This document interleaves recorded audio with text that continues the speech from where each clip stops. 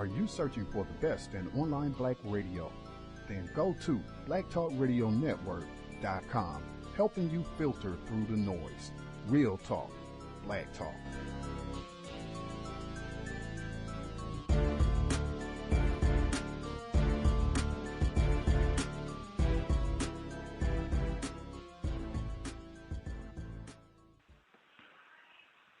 Context of white supremacy, Gus T. Renegade Justice in for another program, hopefully to share constructive information on the system of racism, white supremacy. Thank you everybody for tuning in. Today's date, Sunday, December 25th, 2011. Thank you again, everybody, for tuning into the program. I hope it is a constructive investment of your Sunday afternoon. I know a lot of folks out there are participating in the madness that is going on today. I hope those of you who are less confused are finding something more constructive to do with your time. We are still at war. Do not be confused about that at all. Anybody out there, if you have had the misfortune of spending any of your time in front of a television set, I was surprised because they normally have on a lot of foolishness, parades and sporting events and what have you. They actually had a special on. It was about black football players, and of course, the dominant theme, white terrorism. They had Jim Brown and even one of our former guests on the program was sharing their views about the long history of racism in professional sports. Muhammad Ali was on, Jim Brown was on.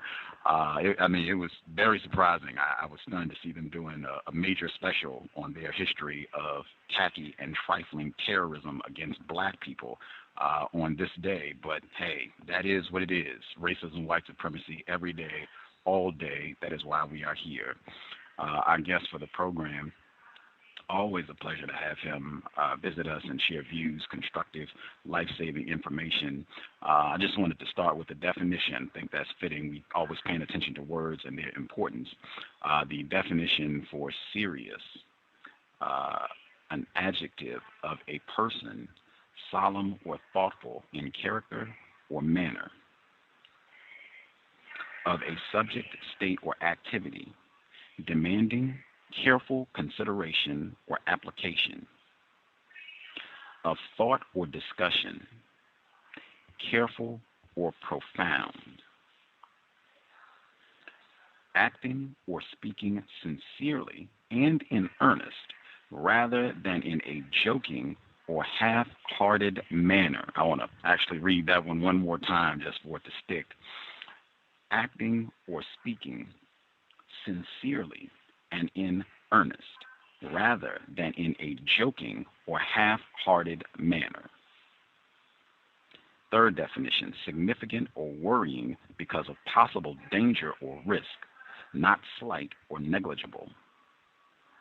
And the last one, substantial in terms of size, number, or quality. These are the different definitions for the term serious. And I think our guest for today's broadcast really sets the standard for black people about being serious about the greatest problem in the universe, speaking sincerely and in earnest rather than in a joking or half-hearted manner about a permanent resolution to the problem, white people. We will do the sound clip and proceed.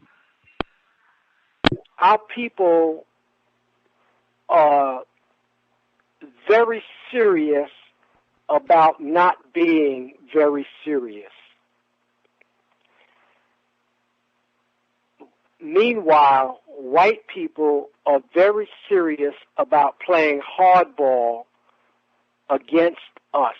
And this hardball is called genocide. Please visit the website, KamauKambon.org. KamauKambon.org. You can get lots of information about his publications, different books, what he's going to be doing, upcoming events, and what have you.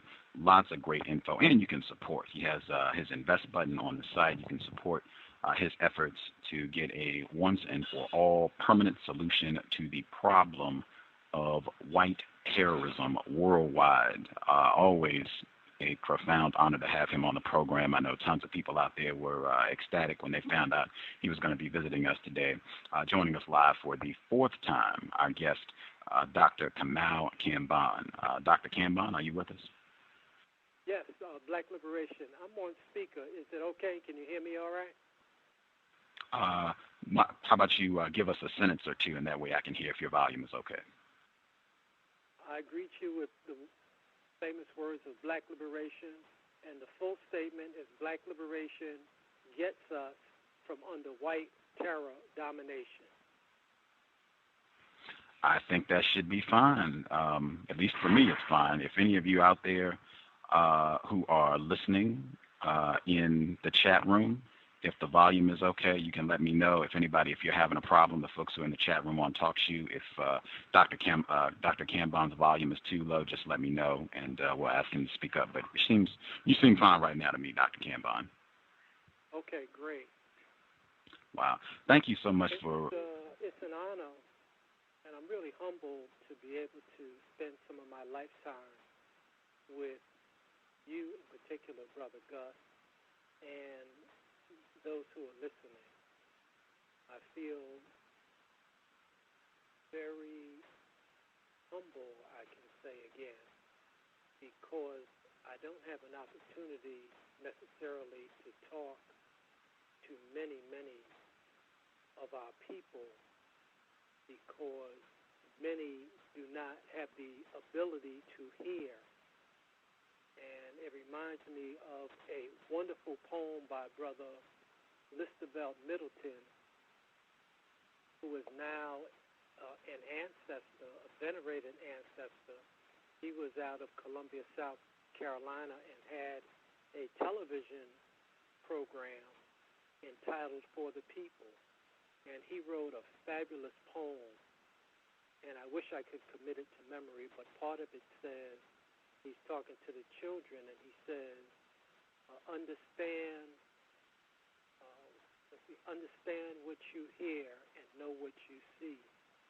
But many of our people are not able to see, and they certainly don't have the ability to hear, because, as I mentioned last time, our people invented the expression, I ain't trying to hear it.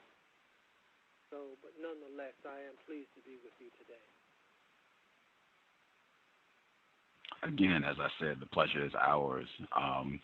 For our listeners, I think it would be fitting. I know when I asked you about being a guest on the program today, you said, "Oh man, you're interrupting my football and my presence and getting my eggnog and everything."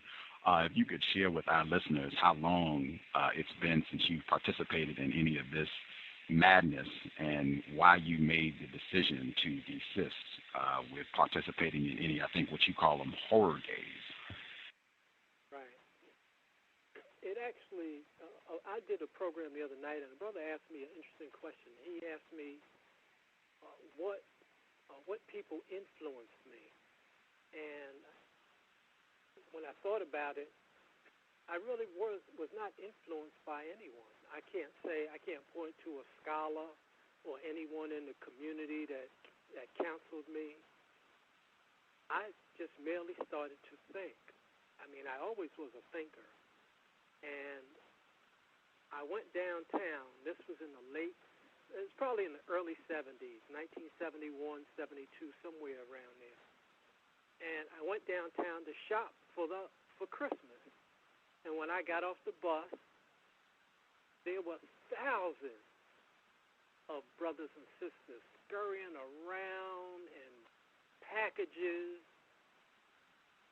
And when I looked at that, I said to myself, this does not make any sense. And I walked across the street and got back on another bus. I went home. I announced that I was not celebrating any holidays. And when I thought about it, and I looked around in the community, and the community was run down, winos all over the place, and I would have to go into debt, spending money I knew I didn't have. At that time, I did not have a credit card, but it didn't make sense, so I didn't do it. I want to tell you a story. I didn't convey this story before, but I was a real good athlete. And one night, I was kind of hanging out. This was after I finished college, and I was at a club. I like jazz. I was at a club, and I picked up a cigarette. I was going to smoke a cigarette. And I looked at that cigarette, and I said to myself, smoking this makes no sense at all. And this is what I said to myself. I was not born doing this. And I put that stupid cigarette down, and I refused to smoke a cigarette. And so at this stage in my life, I tried to be as natural as possible. Of course, no alcohol. This is like 40 years. No alcohol, no drugs. I'm not addicted to any food. I try to be as natural as possible. I stopped celebrating Christmas. And then, of course, all the other horror days, as I now call them, were just nullified. I didn't deal with any of those. Thanksgiving, and then when I started to do the research, there's a brother who is now in prison, Malachi York. They call him Dr. Malachi Z. York. And and I used to pick up material, and it was like I think when you come to this planet, some things are sent to you. I talk about on the paradigms feedback and feedback/messages. And we're always getting messages, but as I said in the paradigm, we become feedback illiterate. We can't read the feedback. We don't understand it. We don't recognize the messages that we're getting. But I used to pick up Dr. York's material. I don't know how I got them. I don't know how they got in my hands. But he had a book on Halloween, and I think he had one on Valentine's Day. Just some little pamphlets. And I read those pamphlets, and I decided I wasn't going to deal with any holidays. And then later on, of course, I'll tell you about two wonderful books. One is by Dr. Barashango, Barasango. His first name is Ishaka Musa Barashango. His book, African People and European Holidays, A Mental Genocide, Volume 1 and Volume 2. Then, his other book, especially for brothers and sisters to read. I was going to say especially for brothers, but sisters need to read his book, African Woman, the Original Guardian Angel. And man, I read that book, and I had just such an elevated appreciation for sisters after reading that book. So those are two of his books, African People and European Holidays, A Mental Genocide, Volume 1 and Volume 2, and then The African Woman, the Original Guardian Angel. And then it was years later I came across Dr. Jack Felder, Felder, and he has a little series of books dealing with each of the holidays. One is, Should African People Celebrate Xmas, MESS? He has one on Valentine's Day, one on Should African People Celebrate the 4th of July, and Halloween. He goes through about 4 or 5 of the other horror days. And they're very good little books, and he gives the history of the origin of these horror days and how they came about. It's been a very long time since I participated in any of that. Now, I said to you last time, I don't have a television. I don't have a cell phone, MP3. I used to drive an old Datsun until that broke down. Then I had a 90 Toyota Camry. I was not buying a new car and investing in the white terrorists. I made up my mind I know it was around 1973, 1974. I learned that the white people wanted to kill us. That's Kill. They wanted to kill us. Now here I am working with the white dominators. I had three master's degrees.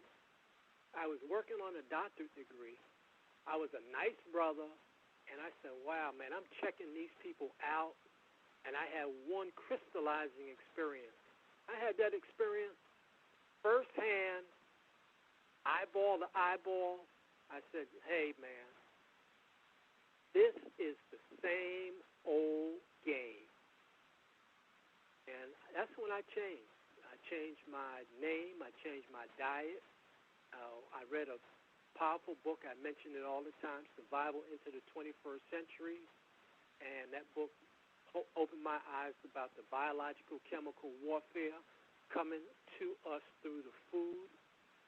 And so I think it was a progression of learning. And I got on this search about getting correct information. I started reading the newspapers, pamphlets, books. I didn't go to very many lectures, but all this material started to come to me. It was like I became magnetized. I had the Willie Lynch letter, I think it was in the 70s or the 80s. I thought, well, everybody knew about that. And it wasn't until the late 90s when this letter reemerged and everybody started talking about that. But I knew about that years ago. And there was a letter that I had, and I think it was Ian Smith or Botha. I'm not sure who, but it came out of South Africa where he assembled his parliament, and he was telling them how they were going to kill the Africans, kill them in the hospital, the babies when they're born, crush their heads when they're born, suffocate them when they're born in the hospitals. And he went through this whole scenario. And I got the message. I think Bob Marley has a side, and I'm trying to get my message to you. That's what I'm trying to do. And basically, when I came face to face with the white terrorists, implicit in our nonverbal communication, it came across from the white terrorists that the terrorists were saying to me, okay, now you know what we want to do to black people. Now, you go out and you try to convince them that we are going to exterminate them, and you will spend your whole life trying to convince them, and you'll never achieve your goals. That was basically communicated to me non-verbally.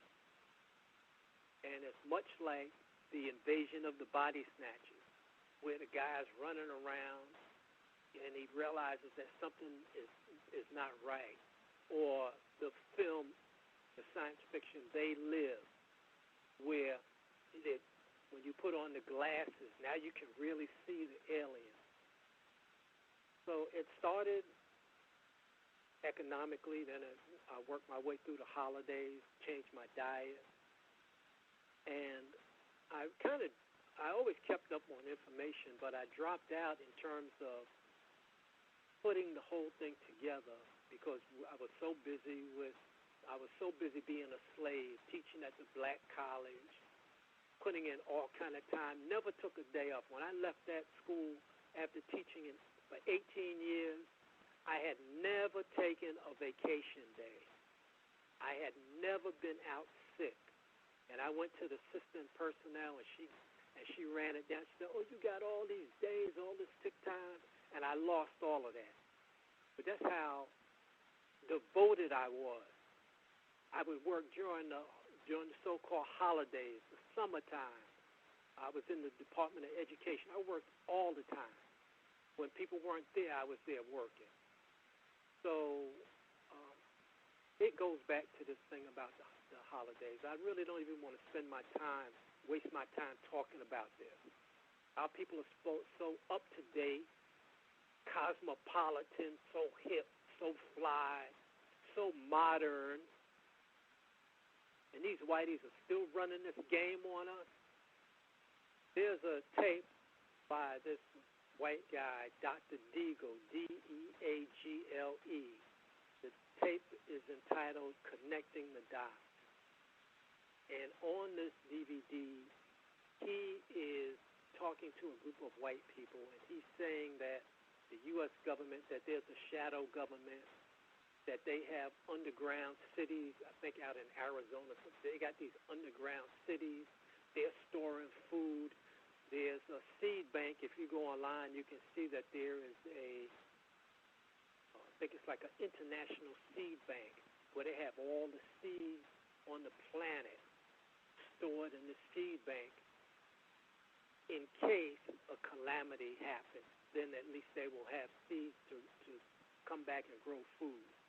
So he's talking to these white people. He's breaking all this down. Oh, they're doing this, they're doing that. They got this arsenal ready, and the government, they're going to go underground. They're going to be able to live underground. And he says to the audience, he says, now listen, I've been talking to you all about this for a long time. And at the end of his lecture to them, he says, and if you all don't get prepared, he went on to say, you deserve what you get. So I'm talking to our people, and I try to be cool because I know our people are very, very fragile emotionally and psychologically. They can't take too much knowledge. And I'm trying to give them this information in a very cool and calm way, and a lot of them don't want to hear it. So anyway, that's my piece on the holidays and part of my background. And then I came to the conclusion that it's about, in part, concept. That the white dominators implant these concepts, and they're concepts that force us to come to incorrect conclusions. And I was doing a lot of research. I don't do as much now. My eyes are not great as a result of writing 16 books and reading all this information over the years. But there was an ad on the radio for Panera Bread, which is big in this area. And I came across a little article that the vice president of Panera Bread is the vice president of concept. I said, oh, that's fascinating. Concept, because they realize that if you can implant a concept in a person, maybe through a song or through a rhyme, then you can put the person under psychological lockdown. And this is how I spell psychological.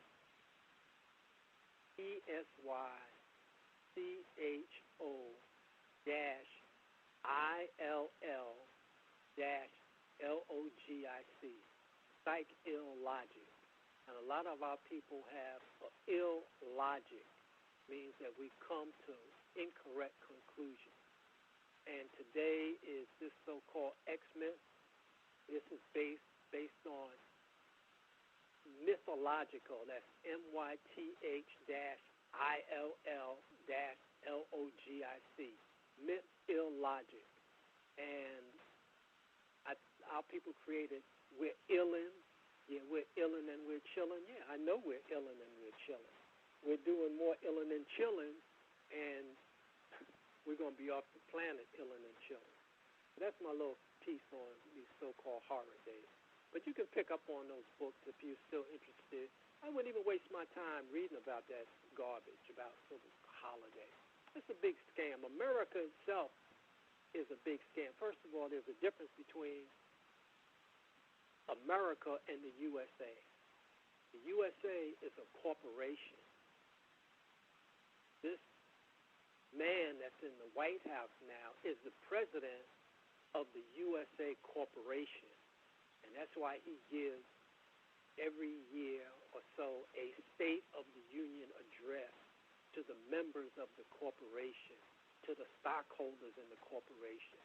So there's a difference between America and corporation and the USA. There are several books out. One is a very interesting book, The Circle of Intrigue. I think it's Marr is the M-A-R-R is the last name. There are two. One is Tex Marr, and there's another one. I don't believe that they are related, but there's The Circle of Intrigue. There's a book entitled The Immaculate Deception, The Bush Crime Family. And if you go online, you might find a company entitled Global Insight, and they publish all of these books that you never see in stupid Barnes and Noble and Books A Million. Those places are jokes, man. That's books. Those novels. That stuff is garbage for the people that don't know what time it is. So that's a little introduction, brother. Context of white supremacy. I had two folks who are listening in. They said the volume is a little low. Do you think it would be possible to either if you could speak up a little bit, or you said you're on speaker now, so could you maybe get a little closer to the... You may have to call me back. Okay. Do you want me... Let's see, do you want me to ring you back at this number? Like I can dial you right back to see if that... Yeah. Okay. I'll hang up and dial you right back. Okay. Thank you all for the feedback. I will... Let's see here.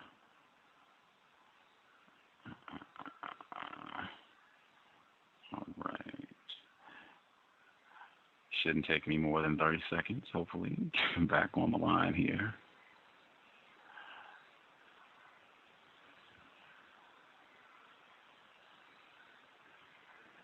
We'll be back, actually, now that I'm dialing. We have two broadcasts today. Broadcast number 2 will be at 9 p.m. Eastern, 6 p.m. Pacific. Brother Dawa will be joining us for broadcast number 2. Okay, Dr. Kambon, are you with us? Yes. Is that any better? Yes, sir. Yes, sir. Okay, I was on speaker before, and I couldn't get that volume up. Okay.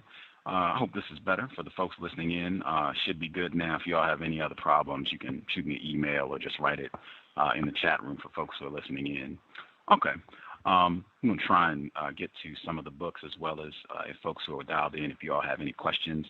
If you would like to call, the number to dial is 760-569-7676.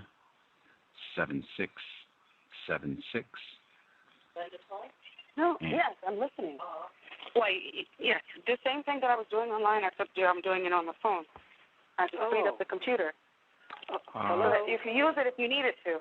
Oh, okay. Hello? Sorry about that. That was caller's line got opened accidentally. I think my hand just slipped accidentally. Sorry about that. Okay. All right. But yeah, anyone, if you are interested in dialing in with a question, 760-569-7676, and the code is 564-943#.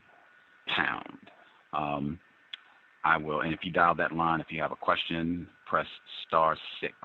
That'll put your hand up. I'll know you have a question. If you're on the talk shoe line, it's *8 if you have a question.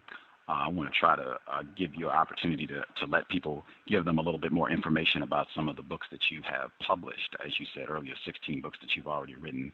Before I hop to that, I also want to give Justice an opportunity to get some questions in as well. Justice, if you have some questions for Dr. Kambon, your line should be open. Proceed. Well, first, can I be heard? Yes, ma'am. Okay, greetings, Dr. Kambon. I heard you say that... Hi. I heard you say that white people are the only niggers on the planet and that non-white people are imitation niggers. What definition do you use for the term nigger? And can you please explain why white people are the only niggers on the planet?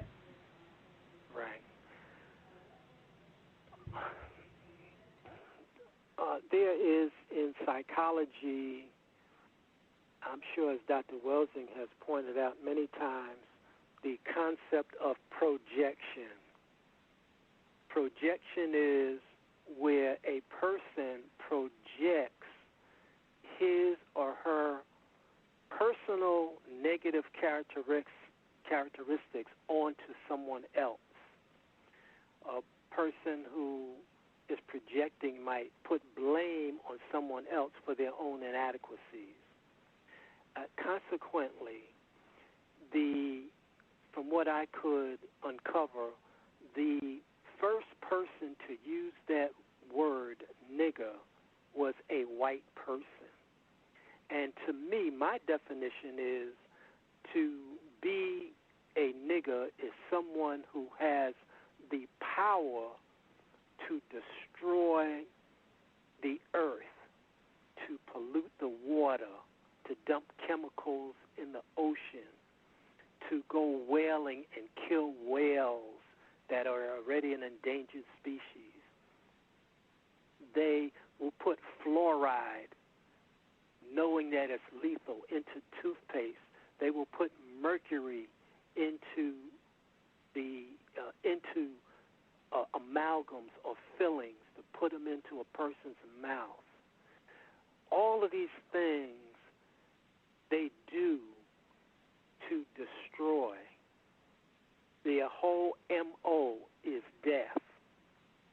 That is what I call a nigger.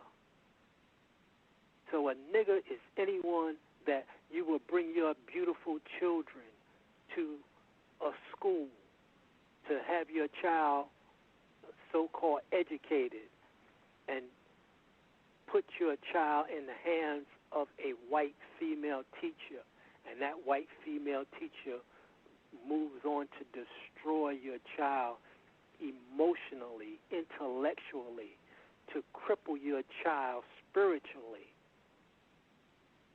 A person who has this kind of access and power to destroy is a nigger. So when you look in the papers and you hear something terrible that has happened, Susan Smith kills her children and blames it on a black man. That's a nigger.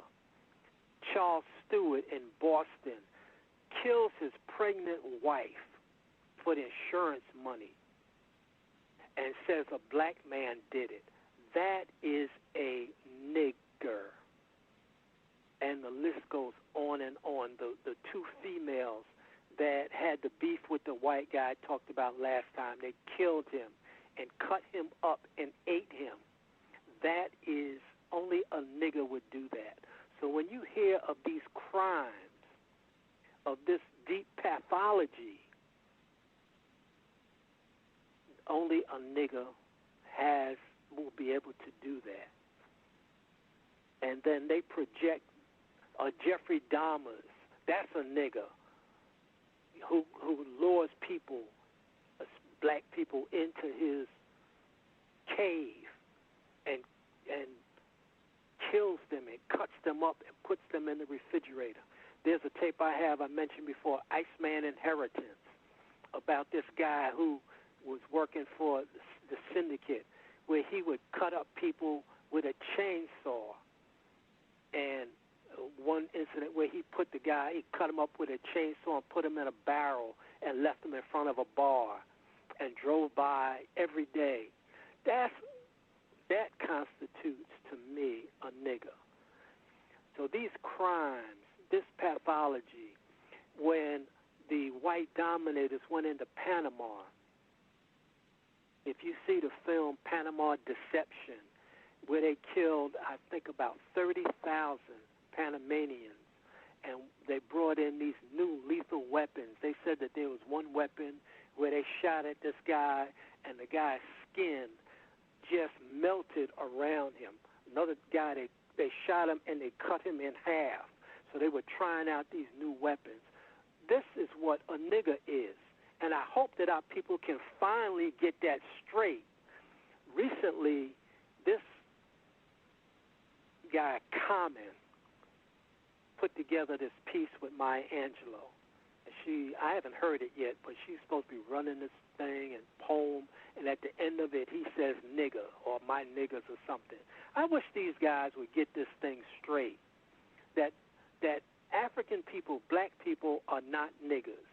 And Richard Pryor, if you get his performance live on Sunset Strip, he used to use that all the time in his dialogue. But he said, man, he went to Africa, and the pilot on the plane was African. When he got there, the government was run by Africans. The hotels and the restaurants, everything was African. He said, and he realized, he said, I don't see any niggers here. And he got back here, and he told the audience, he said, I'm not saying this to be funny. He said, but I didn't see any niggers in Africa, and I'm going to take that word out of my routine starting now. So I wish these young brothers especially, you need to take that word and apply it where it goes to these damn white people. They are the only niggers on the planet, the male and the female. That's who they are. If you go online and you look at this, Coulter is her name. She is a demon. So that's who they are. And they have projected this on us. And since we don't read, we not up on it, but we so hip and slick and fly and modern,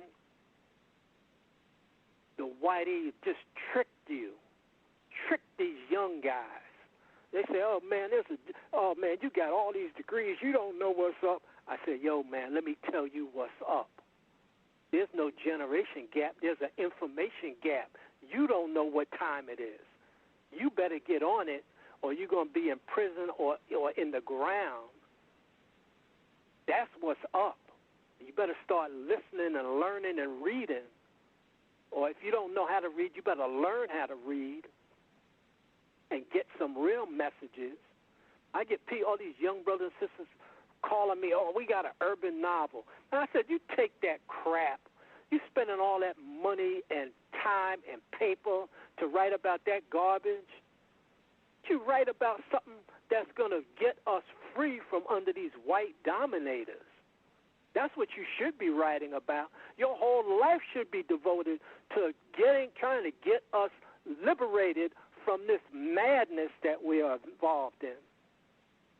And stop wasting our time on garbage and praying and Jesus and Jah and all of this other stuff that we get into because we're afraid to face the reality that we're in a war for our lives. And if we don't get it straight, they're going to wax us. Do we understand that? Apparently not. So that's my answer. They are the only ones on the planet, and I stick by that. Okay. Now, is there any other questions you have, Princess? Yes. I believe you, in one of your I believe you said this in one of your videos that the most important question to you is why. Can you please go into more detail of why the most important question to you is why? Yes, I think that is one of the key questions. I remember when you look at little children, especially our children, Baba Asa Hilliard gives a brilliant lecture on education and learning, and he says that black children, when they are born, most of them are born with high-level intelligence.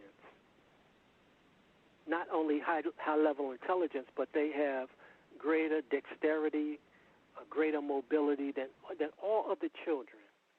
And I mentioned before that I met a brother, Hamilton, who's a psychologist. This was, of course, everything was years ago.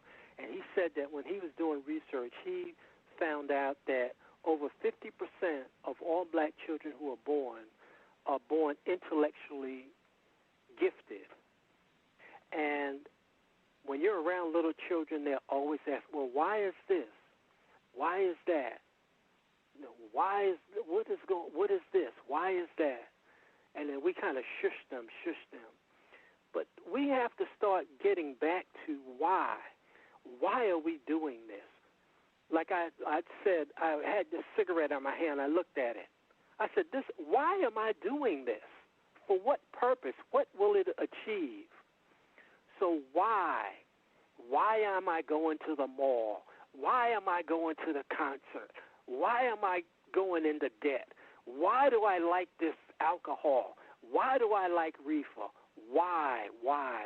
This is the question that we have to ask. When somebody tells us something, we go, why? Don't just come and give me something and tell me, okay, do this. Why? Why should I do this? What is the purpose of it? What is the goal? What is the end game? What is the result? Somebody says, hey, man, smoke this joint. Why? What's in it? What does it do? What will happen? What are the side effects?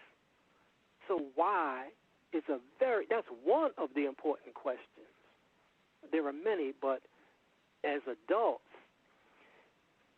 when I was teaching at the university, and I taught two courses. One was Introduction to African Civilization, and the other was Introduction to Black Studies. And oftentimes I would show a video clip, and I would ask the students, what do you think of this? Well, why do you think that? And these are juniors, and these are pre-med students, pre-law students, students that are good academically, I'll put it that way. And many of them would say to me, you are the only professor that ever asked me what I thought. And that's what I do. I try to get people to think, and I want us to engage in the process of thinking. And I'm always fascinated by how people come to their conclusions about things. Again, it comes down to why.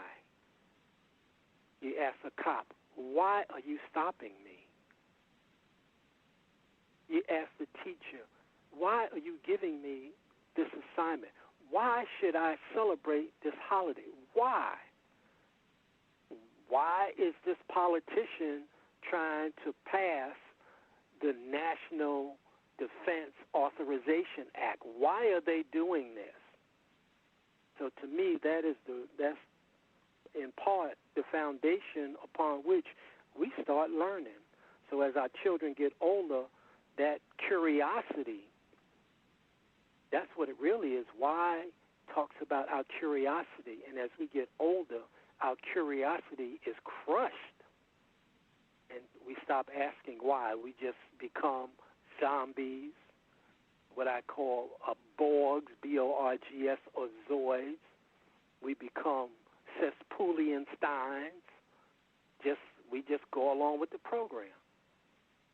So I remember I went to this dinner for our student teachers.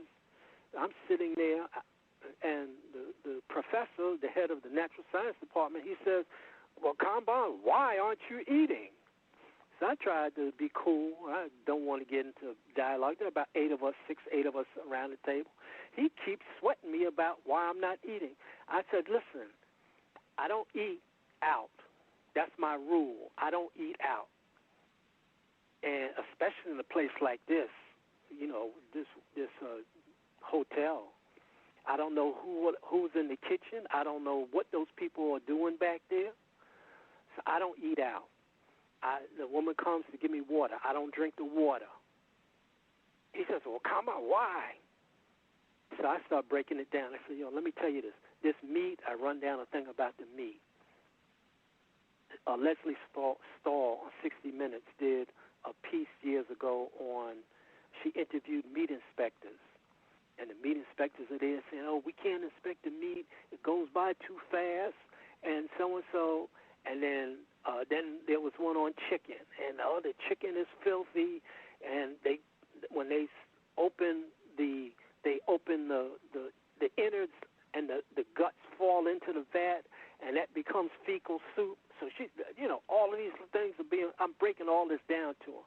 I said, and the tomatoes weren't genetically modified at that time, but tomatoes are not, got chemicals. Iceberg lettuce is bad for you. White bread is bad. I'm breaking all this down. This was, I think, on a Friday or Saturday. That Tuesday, he comes to me. He says, well, Kambon, after you talked to me, I went home and I threw all the canned food out, and I'm throwing away all the meat. I said, hey, man, I got this information here. It's right here. I got it on video. I got it in books. It's not like this is a secret. And so this is why it's important to always ask this question, why? Why are you going to church all the time and it doesn't produce anything? Why are you praying all the time and it doesn't produce anything? Why are you spending money you know you don't have? So why? It's a very important question. And we got to get back to asking and examining everything. Anything that comes to you, you say, why? Okay?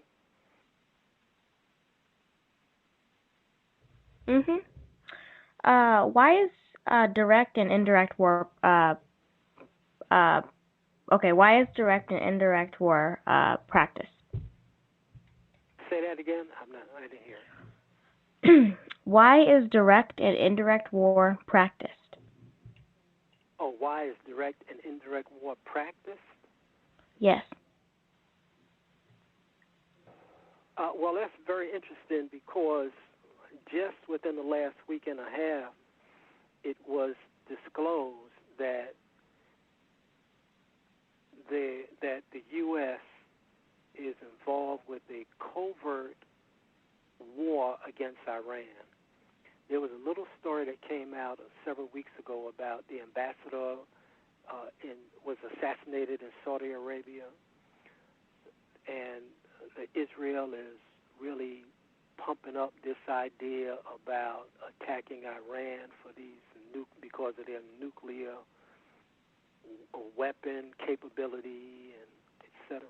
So they are engaged in a covert war, and there are all forms of war, and it starts first through propaganda. That's indirect. Then, of course, there's the direct war. The U.S. went into Iraq. That's direct war. So there are all forms of warfare. So I talk about when we talk about war, I say that there's war against African people in all these areas: psychological, cultural, economic, health, education, social, political. There's a very good film, by the way, now I'm talking about war, entitled The FBI's War Against Black America. I want to say it's the FBI's secret war against Black America. And the COINTELPRO is a good example of an indirect war, how the FBI, they were writing letters back and forth to Kathleen Cleaver saying that Huey said this, et cetera, et cetera. So this is, and it was a lie that the FBI manufactured these letters. A classic example is the indirect war that the FBI waged against Malcolm X and Elijah Muhammad, and said that, sent a letter to Malcolm saying Elijah's people are going to get you. Sent a letter to Elijah, Malcolm's people are going to get you.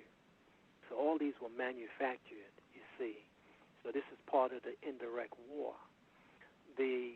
When there was the Cold War, so-called Cold War between the U.S. and Russia, they still had agents, so-called espionage agents, in the USSR, and they had their agents here. So that's all part of spying, covert and overt warfare. It's direct and it's indirect, and in many instances it's through propaganda. And when you propagandize people, you implant these concepts then you're able to easily persuade people to go along with your program. So does that answer your question? Yes. Okay, and let me just add to that. And the best indirect warfare is to wage a war against people, and the people don't know that there's a war being waged against them. So you have to always have your antenna up. You always have to be on high alert to be able to spot the different ways that war comes to you. And if we are not alert, for example, there's a war with fluorescent lights. Fluorescent lights are very, very bad for the eyes. And if people don't know that, that's a war against the people. So it's direct, indirect, and especially through propaganda. And if you go online, and I have it in one of my books, the various propaganda techniques that are used as instruments of war to implant lethal concepts in the minds of the people, so that the people become on automatic remote control self-destruct. And they don't even realize, REALEYES, that they are under assault.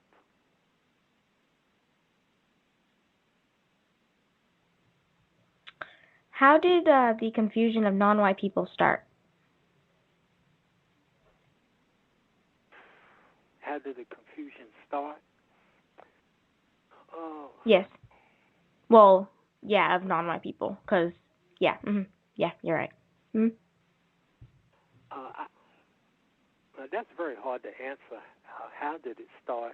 Well, I know that one thing, it starts with deception. And I think that the first liar on the planet had to be a white person. And it starts with people lying to each other, and through rumor, through hearsay. And this is why I always say that I just mentioned about this indirect war and how the FBI wrote these fake letters back and forth to members of the Panther Party.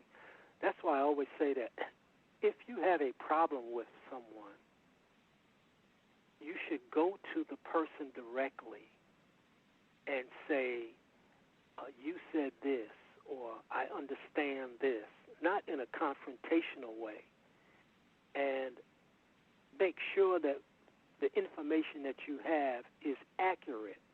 And many of us do this, and I have to practice not to do it, jumping to conclusions about something, about what somebody said. So I think the best way is to deal with the person, and don't, I think Dr. Welsing, I know she talks about don't gossip, but don't go to, if you and I have a problem with one another, I'm not going to go to person number 3 and say, well, Justice so-and-so. You don't do that. I come to you, and I say, well, Justice, and we get it straight. And this is the best way to do it. And sometimes it's difficult because it takes courage to be able to do that to one another, to sit down. And I think, and as far as men go, this is what I think men need to do. This is what men do. Men sit down and say, hey, so-and-so, you said this, and I didn't agree with it, boom, boom. And then we get it straight. But we don't fall out over it, not that, because we're in war and we need each other as allies. And so this confusion, then it just escalates. And it escalates, so it's a problem. And we don't really even remember how it started.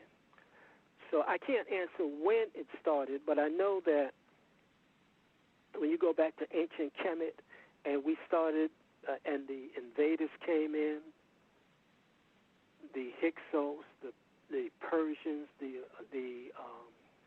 the Assyrians, when they all came in and started to infiltrate the structure of the rule, as they infiltrated, then this is where a lot of this madness started. This is where the jealousy started. And then, as you know, we became enslaved. Then the white dominators would spread lies among one another, among the Africans. And so then it manifested. So I think that one of the ways to counter this confusion is, I think that my philosophy is this: I think we have to drop everything that we're doing. All these different groups that we're in, all of these religions and fraternities and sororities, we got to drop all of that because those things are irrelevant. And we have to get down to what I call our core selves. It's like a psychologist. When a psychologist is in a trial defending someone, and a good example is there was this incident where this psychologist was watching the news one time, and he saw this so-called Indian. I call them homegrown organic people. He was on trial for shooting and killing someone, and the psychologist saw this guy. As soon as he saw him, he went to the jail, and he said he wanted to represent this Indian, so-called Indian. And as they got deeper into the trial, the psychologist said that this person was not responsible for getting up and walking across the street and walking into a store and shooting the store owner, because his mother suffered from, was an alcoholic on the reservation. And this person that he's representing suffered from fetal alcohol syndrome. The psychologist was able to go back and unravel this person's life and identify the moment when this fetal alcohol syndrome affected this person's ability to reason and think. If you remember the movie The Terminator, and I think it was The Terminator, where this entity took all these different forms, and when at the end of the movie it fell into a vat, and as it was dying, it went back from this last form to the one before that, to the one before that, to the one before that, to the one before that, to the original form. And that's what we have to do. We have to unravel all of this madness and confusion that embroils us in controversy all the time. And that's why I said we have to drop all of that and get back to our core selves. We have to be naked and drop all that, and now we say, okay, now what can we engage in that is going to engage us in the process of liberation from under white domination? Because all those things that we are doing now, up to right this moment, have not produced liberation. That's why I say that these things, I nullify all of them, or most of them. Let me say most of them, because they haven't produced what we're trying to get. And I hope that answers your question. It does. Just to hear your views on this question. If a confused black person said to you that racism, white supremacy will be gone over time, what would your response be, and how would you react to what that black person said? It really depends on who it is. First of all, our people are very sick people. They're emotionally sick. They're psychologically sick. They are sick. They are mentally ill. And this is, I'm not saying it to really put the people down, but you have to be mentally ill in this cesspool that we are in. And before I answer a person, usually I have to always try to remember to do this. I have to ask them what they have read. See, what books have you read? So if a person is just coming to me, like a brother said to me a couple of months ago, well, I don't agree, I didn't even respond to the brother because I know he hasn't read anything. So first I understand that our people are mentally ill. That's why I recommend the book Self-Healing Power in Therapy by Baba Fukiao. He also has a book out, African Cosmology. So African Self-Healing Power in Therapy, that we have to begin to heal. First, recognize that we're sick. Go and look in the mirror and say, I am really mentally ill. I am sick. I need help. That's what everybody should do. And one way, I'll talk about that later, but it depends. Now, the person says it'll be gone tomorrow. They'll be gone before that's gone. If they don't get themselves together, if they're committing subtle suicide, they'll never see it gone. So first thing I want to know, name 5 top black psychologists. Name 5 top black historians. Name 5 top black educators. Tell me the last 5 books you read. And if you can't do that, don't come to me. You go somewhere else, because I'm not going back to kindergarten. You go somewhere else, and then you get all that together. Then you come and you see me. I want to interject this. I had a brother call me Thursday. He's 35 years old, and he grew up with my young people. And he said, man, I remember coming there, and he said, one of the things I always remember, now he was about 7 at the time, 7 or 8, I guess, 9. He said, I remember you all didn't even have a TV. Man, I said, man, these people are crazy. They don't have a TV. Now, he's 35. He called me, right? He said, man, I'm going through something with the white dominators, and now I remember you all had African names. You didn't celebrate any holidays. You were vegetarian. I told him, I said, yeah, let me tell you something, man. I said, we were 35 years ahead of most of the brothers and sisters. He said, yeah, you're right, man. You all are ahead of them. So, but it's knowledge. It's not that we're smart. It's getting the information, being able to absorb the information, and respond appropriately to the information. So somebody like that, it depends on who they are, where they are in terms of their own mentality, and if I don't believe that they are really on the path, I'll send them to some books.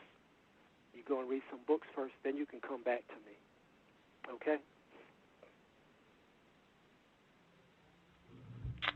I do have more questions, but I'm gonna let the listeners and Gus get some more some more questions in, and yeah. Mm-hmm. And thank you very much. All right, great. Okay, thank you. Context of white supremacy. Want to give Dr. Kambon an opportunity to share, give like a summary of some of the books that he's written. I encourage folks to support his different publications. You can visit his website, KamauKambon.org. I'll spell it out for folks.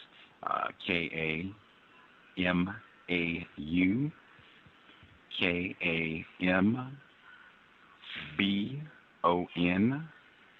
KamauKambon.org.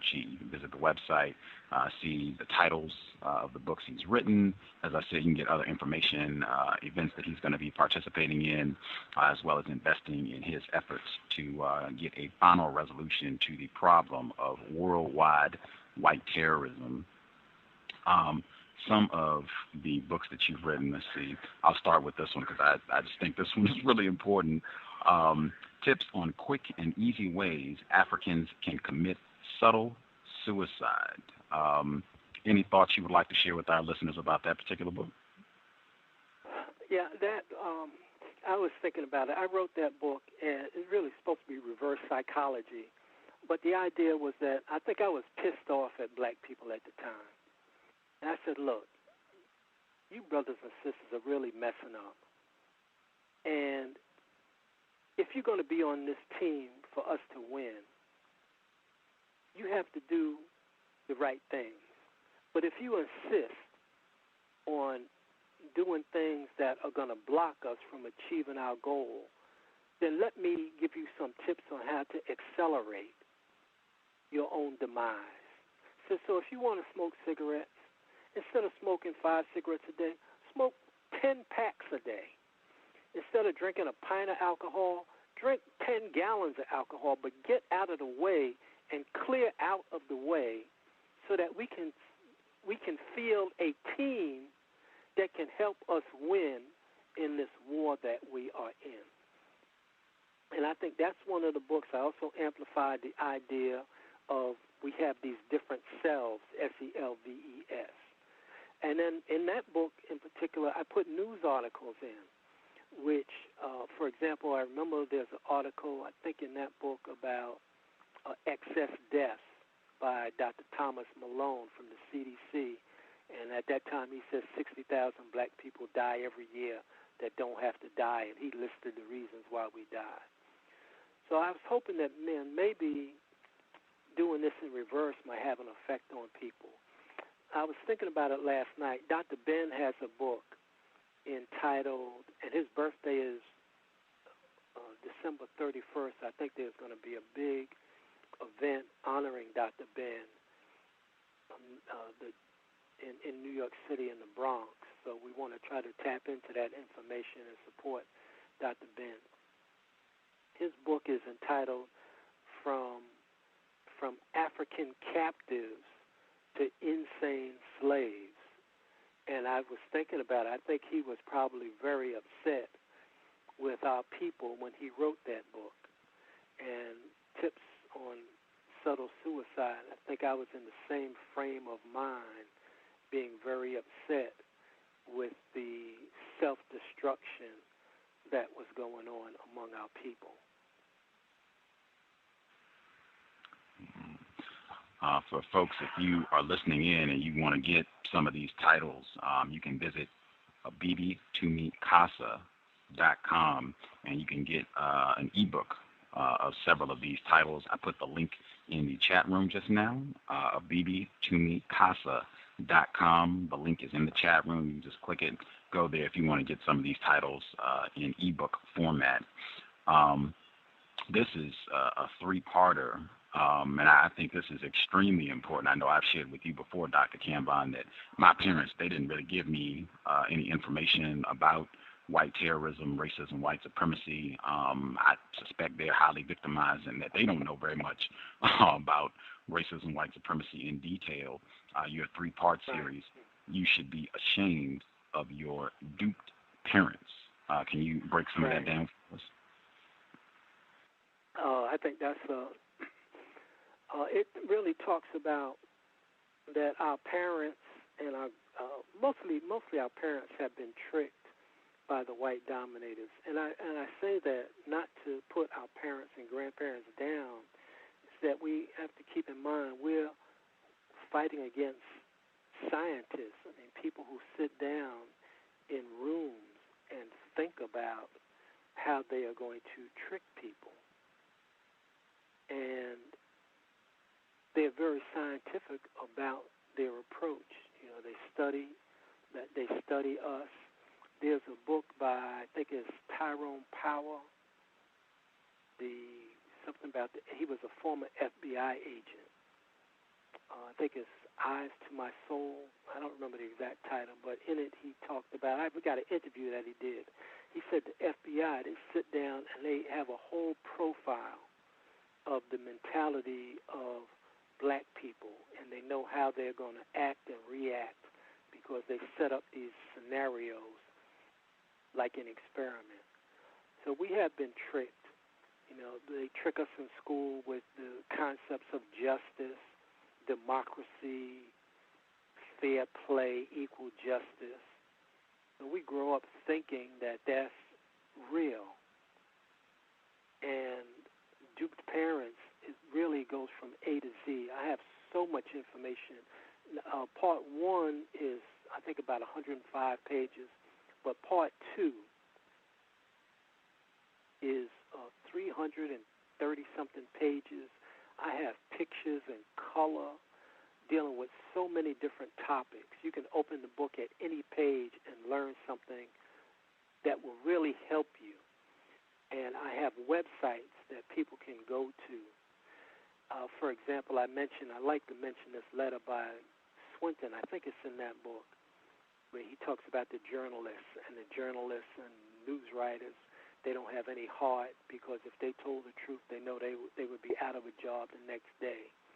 I think I have the Banking Act of 1933 in there, where this congressman, I think, stands up and he gives this profound speech about America has officially collapsed economically, and that's why the U.S. got off the gold standard. So I have from A to Z, political prisoners. I can't explain it. It's just so much information. And all my books are like that. And as I said, you can open up any page and you could get correct life-saving information. And I look at things two ways. External, meaning the white dominators, the system, and then the white people. That's external to us. And then internal, meaning what's going on in our community and what's happening with us as individuals. And so that's how I break the world up, external and internal. And this deals with all of those, internal and external activities that affect us.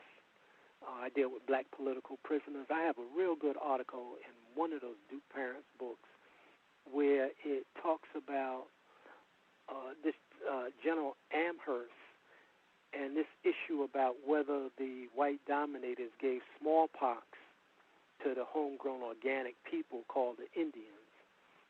And in it has this, I think it's a transcript where one of the homegrown organics was saying that he saw that all his people were dying from this mysterious ailment. And he went on to say that they felt that they were being punished by the Great Spirit because they didn't do something right.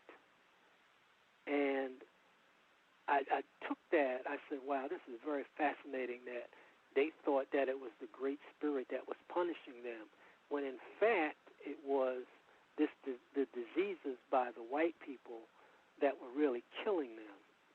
And it's interesting to me that the homegrown organics and Africans believe so much in the spirits and the Creator.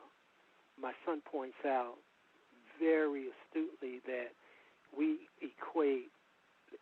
should not equate this word God, which means giver of death, with African deities like Olodumare or Onyame.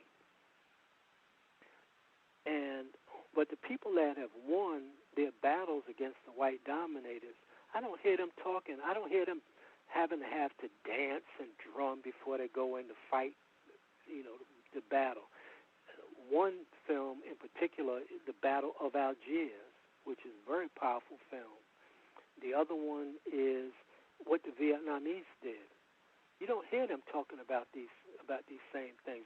I'm not saying that they don't do those, they don't believe in anything, but it's not so prominent that it just consumes them and distracts their currency or their energy from the work at hand. So that's Duke Parents 1 and 2, and I really suggest it because they're just good books, and there are no books like that on planet Earth. Well, I have not read all of your titles, but I have read several, and I would co-sign on that immediately. You're not going to find writing like this anyplace else, in my opinion. Let's see, this one is Analyzing the Global Landscape, the African Endgame. Right. It's similar. It's about 300 pages, and it has a continuation of all kind of information, economic, psychological, political, and all my books are like that. Duke Parents 1, 2, The Blackest Book 1, Blackest Book 2, Messages from the Ancestors, The Global. I have another one that was out. I had to pull it back to make some corrections on it. But all of my books follow this format where I will take an issue or a problem. For example, I think in the Global book there was the research that came out not too long ago about alcohol. This was the study done out of Australia, that alcohol causes cancer. Even alcohol consumption in moderation will cause cancer. Beer, which is, I think, 2.3% alcohol over time, also will cause cancer. But alcohol destroys brain cells, destroys liver cells. End of story. I think in one of the books I have a segment on marijuana and the deleterious effects of marijuana. So it deals with all the different areas. It's not confined to one area. Since we're fighting on all fronts and we're being attacked on all fronts, my books deal with all of these different issues: psychological, cultural, economic, to some extent political. Marcus Garvey said everything is political, and social, and it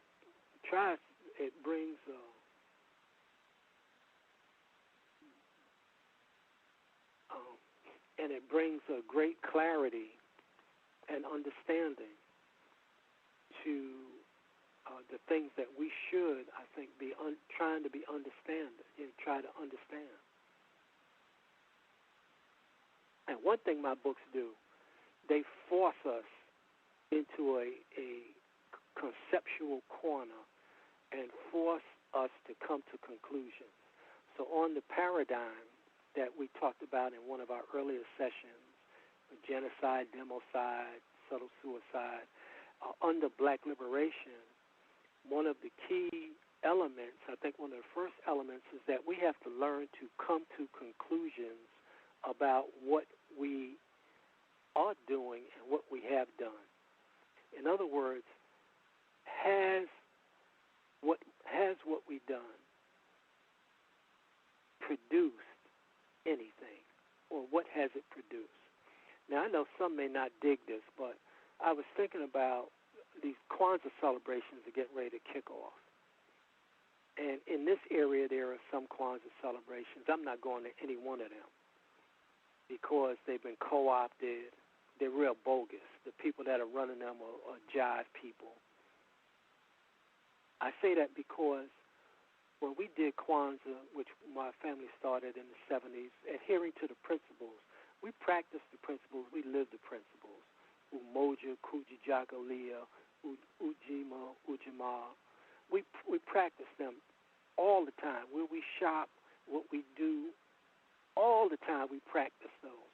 But a lot of these fake brothers and sisters, they come together during Kwanzaa and pretend like they've really done something, and they haven't.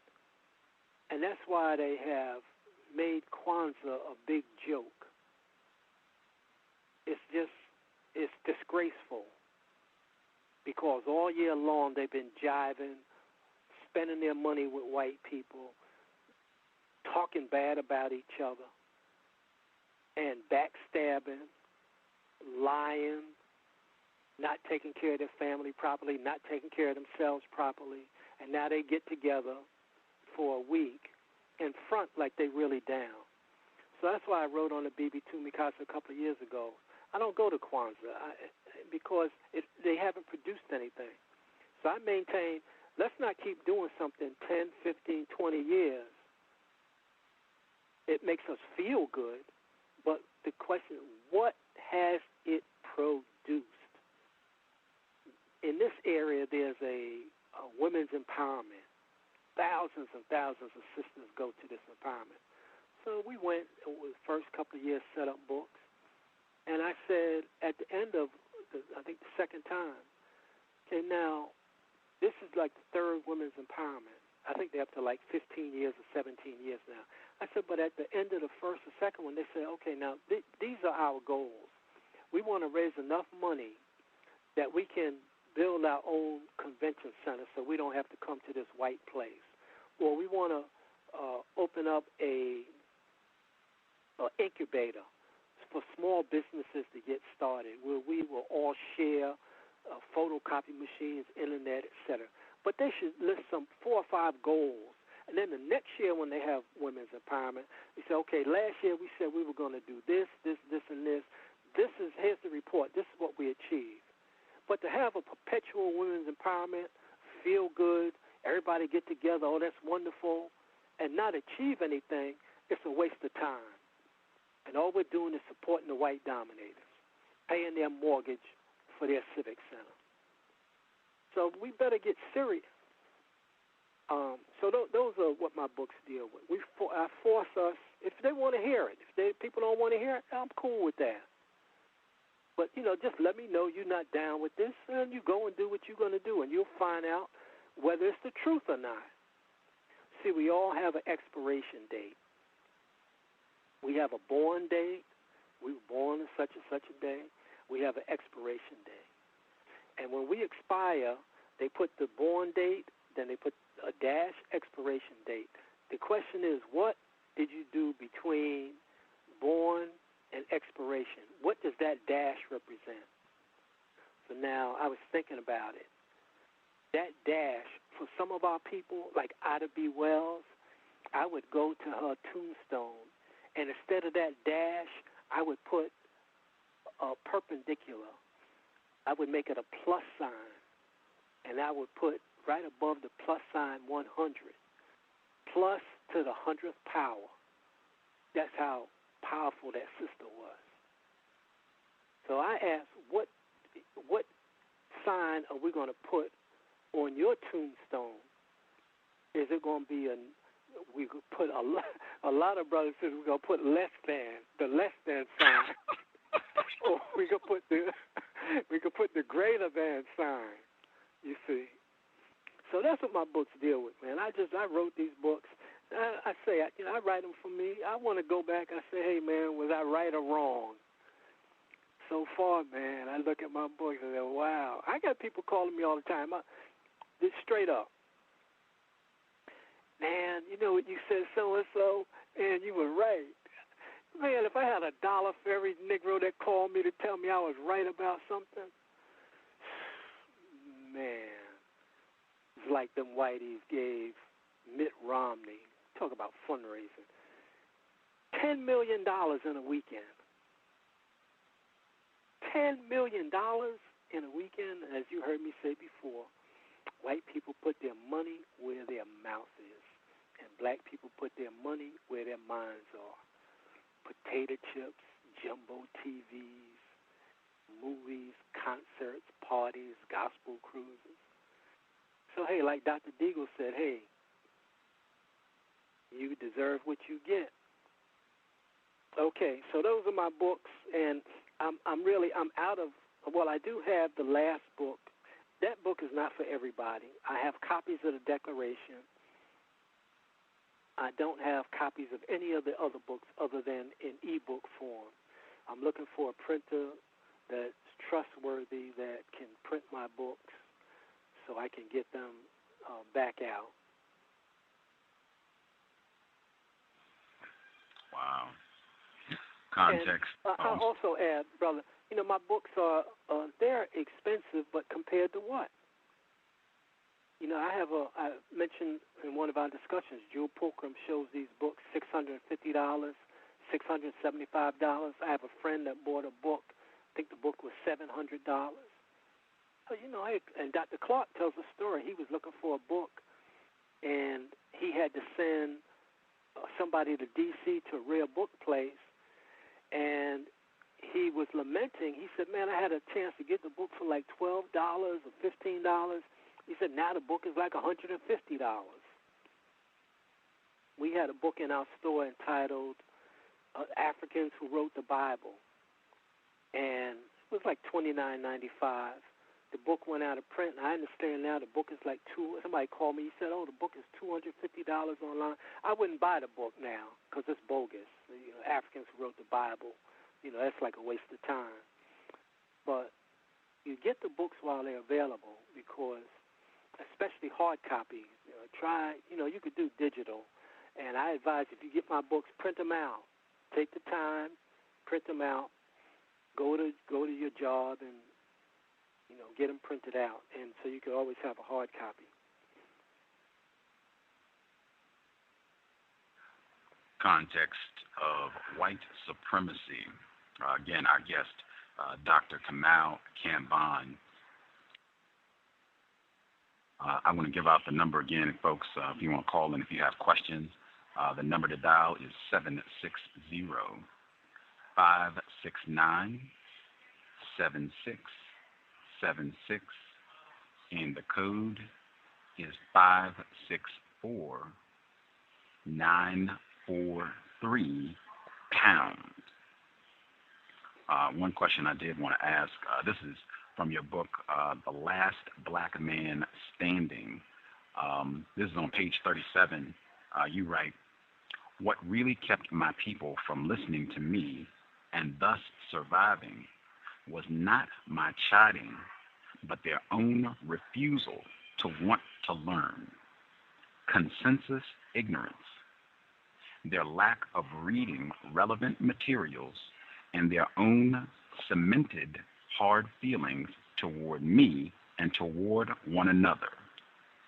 At the core of it, we perished in part because of our inability to forgive each other.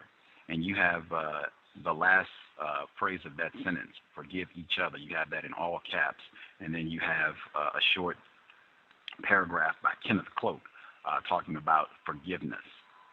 Can you kind of share that concept of black people not being able to forgive one another, and why that's important to black liberation? Mm-hmm. It's a parallel or dual response to that there are some instances where forgiveness, people make mistakes, and when it is not, when we have problems with each other and it's legitimate, legitimate meaning, okay, we have a difference, and we sit down and we try to resolve it. That's what I said earlier. We can get that together and forgive one another. Okay, that's cool. All right, I understand. But then there are some behaviors that are, to me, unforgivable. Being a liar, a straight-up liar, being deceitful. And that is something that I think is very hard to forgive, when people are deceitful at that level. And I need to kind of think a little bit more about that. It's been a while since I wrote that. But I think that forgiveness has its place, and we have to try to resolve and iron out whatever differences that we have. And then even in cases where people were deceitful but not malicious, there's room for forgiveness there. But to be deceitful in a malicious way, to really bring harm to someone, Now, that's a different story. And I may give you an example of that later on. So, but I think we have to think about that, this idea of forgiving each other and being kind of easy on one another. As I said earlier, we're sick people. We're fragile. We're emotionally, in many cases, unstable. And I'm glad I mentioned that because I think the last time we talked about Dr. Ammond, Ammondt, and her research saying that black people don't intellectually and emotionally mature until they're around age 25. And in terms of their being able to fully understand and fully comprehend what is going on. And I think even that is rather early in terms of development because, yes, we have the ability at that age now to begin to understand right from wrong and reason. But in order to do that, we also need to have a background of information to draw on so that we can make good decisions. And I was talking to a brother one night. I met him months ago, and he was going to write this book. I mentioned this last time. And I said, oh, yeah, I remember you, and I gave you some information. I remember the information I gave. I said, and I want you to check out this book. He said, oh, no, I don't want, not that. I said, hey, man, I met another brother one time. And I said, hey, there's a book out. Oh, I don't want to hear it. Hey, okay, go ahead. So we can't forgive, and in some cases we can't. Sometimes we just got to let it roll the way it is. Does that answer your question fully? Yes, sir. It was surprising because I hear so often under these conditions, and I think that's actually in Destruction of Black Civilization, where Chancellor Williams talks about how black people will feud with one another for eons, or we don't even remember what the feud, what the genesis of the conflict is. But the white dominators can come in and we'll make up with them, and they, have been scientifically engaged in warfare with us forever, and we will catch up and we want to make up with them immediately. I just thought that was real important to get that out. Wow, okay. I do see some folks with hands up. I'll get a few questions and then get some of Justice's other questions as well. The person who called in from New York, I'll get your hand. If you're on the TalkShoe line and you have a question for Dr. Kambon, just press *8 if you have a question. If you're on the free HD line, which is the 760 area code, press *6 if you have a question, *6. Person who called in from New York, if you have a question for Dr. Kambon, your line should be open. Good evening, Dr. Kambon. Thanks for taking the call and being on the show. Yeah. I have a question. I'm a father. My wife and I just had a newborn 4 days ago, and we had natural birth at home. And, of course, we're experiencing a great deal of adversity from family members who insisted that we go to the hospital, which we didn't. Had a midwife, natural birth, because we don't want our daughter to be subjected to all of those needles in the hospital. And just moving forward, we're not going to do the immunization and so forth. And I wanted to know if you had some informational resources on homeschooling, a homeschooling curriculum, things that we could introduce our daughter to, as quickly as possible. Mm-hmm. Yeah, you're in New York. What part of New York are you in? I'm in Brooklyn. You're in Brooklyn? Oh, yeah. If you go to the Kwanzaa celebration Monday night at Boys and Girls High, you could see... Yeah, my sister's a vendor there. Okay. See Brother Segun, Segun. He's in education. He can help you. See Mike Hooper, Hooper. And then if you go to Queens, you go to the Langston Hughes, I think it's called the Langston Hughes Cultural Library. Brother Sekou, Sekou, Bako, Bako. He is a wonderful resource. That's on That's in Corona, Queens, on Northern Boulevard. And that's it's a library, but within the library is housed this Langston Hughes collection. And if you tap in and touch base with him, he can help you. And if you can call me if that doesn't work out, but it should. You can call me at 919-250-9110.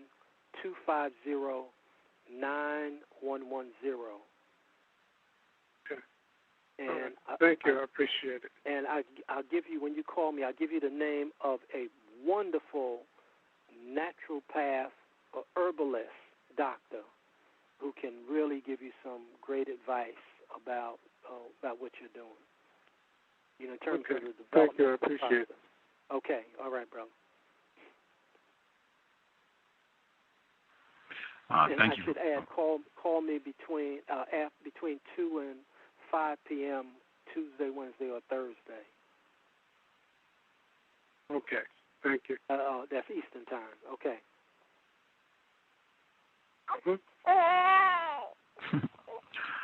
Congratulations, caller in New York.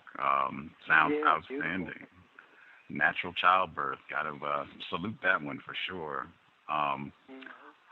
I will double check, and I'll also keep an eye out to see if other folks have questions that they want to ask. Justice, if you have some other questions for Dr. Kambon, your line should be open as well.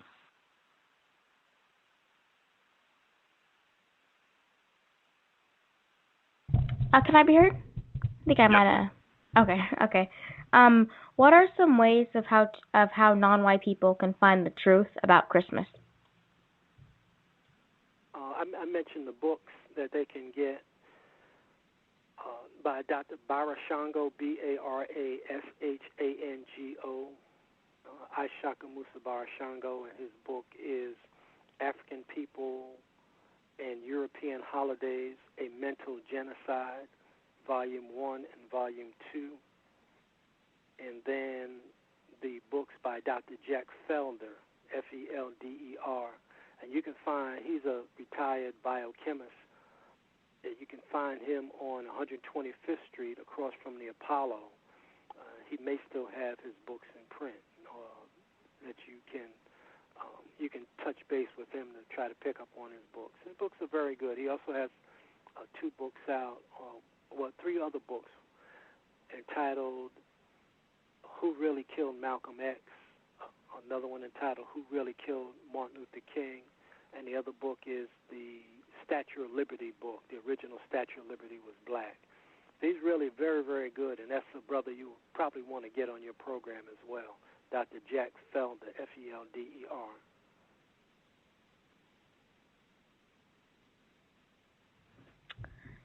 In your experience, what are some of the best vegetables and fruits to grow and some of the best vegetables and fruits to eat? Oh, okay. Now you want to probably go with one of the experts in that area, but I would just recommend the greens are very good. The kale, kale and broccoli are very good. Juicing is good. Some people take exception to that, but if you get Dr. Walker's book, I think it's Norman Walker, the Raw Vegetable Juice book is a good book. There's some more recent books on juicing and the value of juicing and wheatgrass. And some people say sprouts are good, but then others say don't eat sprouts, especially store-bought sprouts, because they are contaminated. So there's a lot of information out there already. So I won't say that I'm an expert on it. I've done a lot of reading on it, and I know what we tried to do. And you also have to think about the environment that you're in. There's some things. I remember reading a book by Hilton Hotima, Man's Higher Consciousness. And I read that, but I had to put that book down. He was talking about being a breatharian, just living off of pure air. I went to a brother who had really been into it. I was just getting into changing my diet. And he told me, he said, well, I told him, man, I want to be a breatharian. He said, listen, you can't be a breatharian in the city. You have to do so and so and so and so. So I think, but the main point is to change the diet. They say now try to eat organic if you can. If you have the money, try to eat organic. Try to reduce the intake of poisons in your system, with all of the various chemicals. There's a very good little book. I think it's called a Consumer Dictionary. And it describes all of the different chemicals. And they'll have at the end of a description, they might have sorbitol or I can't think of the other ones, but they have sorbitol, and they'll give you a description of it, and then they'll say generally regarded as safe or not regarded as safe, and they'll give you a full description. So if you can find that little dictionary, it's very good. There's a good book by a sister, Suzar, S-U-Z-A-R. Her book is Drugs Masquerading as Food. That would be a good book to have. Another good book is Alkalize or Die. Talks about alkalinity in the system. So I think the big thing is keeping your system clean. Try to eliminate all the time. Bernard Jensen has a book out, Bowel Care, B-O-W-E-L, Bowel Care. And he talks about the importance of this the channel of elimination. So don't eat foods that clog you up. Also, the research says, I saw a brother just the other day, and he says he lifts weights. I said, okay, well, you also have to do your cardio. That deep breathing is very, very important. The science says exercise at least 3 times a day, 45 minutes of vigorous exercise means you sweat. There's a book out entitled Dress to Kill. The author is a husband and wife, Singer, S-I-N-G-E-R. And in that book, Dress to Kill, they talk about the link between bras and breast cancer. And they say that part of the reason for the pandemic in breast cancer is that women wear bras that restrict the lymph channels and prevent, and all those toxins build up around the breast area. So there's a lot of information out, and you just tap into it, and then people have to decide. But I think the best thing is to try to be as natural as possible with hair care products, lotions. Try to be as natural as possible. And talk about natural hair is the best hair. There's a wonderful, wonderful chapter or section in a book entitled, I think it's The History of the Songhai People, S-O-N-G-H-A-I. It's by Robinson, I believe. And he has a wonderful section on hair, H-A-I-R. I think it's called Journey of the Songhai People, and a beautiful section on hair. It comes down to just trying to be as natural as possible. Watch what you put on your skin in terms of lotions, chemicals. Try to watch what you eat. Always try to have something green. There's a Joel Wallach, W-A-L-L-A-C-H, and he has a book out entitled Let's Play Doctor. And he really underscores the importance of minerals in the system. If you go online, they've changed it. They used to have a video of him. I think he has like a 7-10 part series entitled Dead Doctors Don't Lie.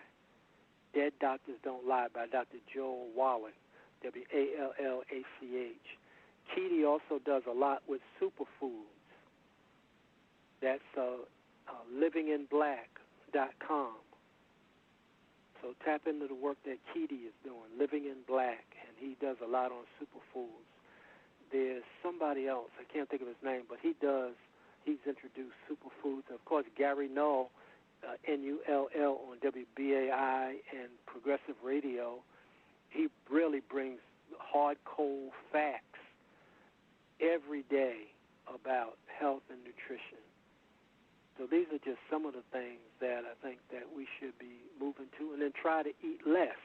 And since this place is unraveling, the key is to try to do with less. Try to use less electricity. Try to eat less. Everything is less. Downsize. I always talk about downsize.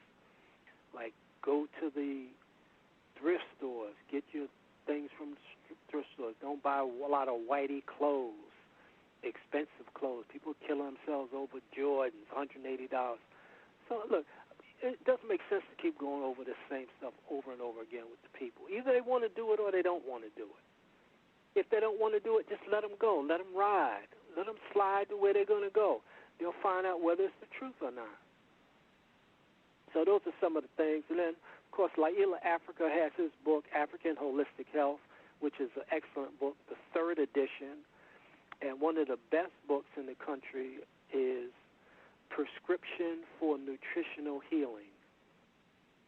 Prescription for Nutritional Healing by Balch, B-A-L-C-H, I believe is how they spell their name. So thick book, and I think they're up to the 5th edition. Very, very comprehensive book. And then Deepak Chopra has a book out. I don't know if it's still out. It's like a huge dictionary. If you type his name in the book, I think the information should come up. And then Brother Scott Whitaker has his book out, Medicine, M-E-D-I-S-I-N, excellent book. And then there's the book, The Medical Mafia. Then Harriet Washington's book, Medical Apartheid. So there's a lot of information on food, health, and nutrition. And your number one concern should be your health. Because without your health, nothing else matters. You don't have your health, you go forget about it. You don't want to get in the hospital with the white dominators.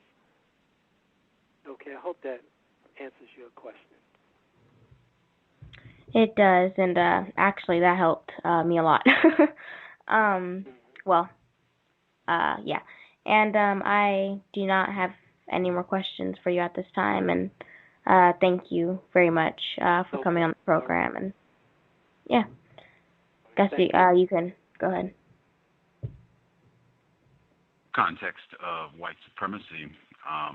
Folks have questions. If you're on the 3HD line, I see other people dialed in. If you're on the 760 area code, if you dial that number, 760-569-7676, and the code is 564-943#.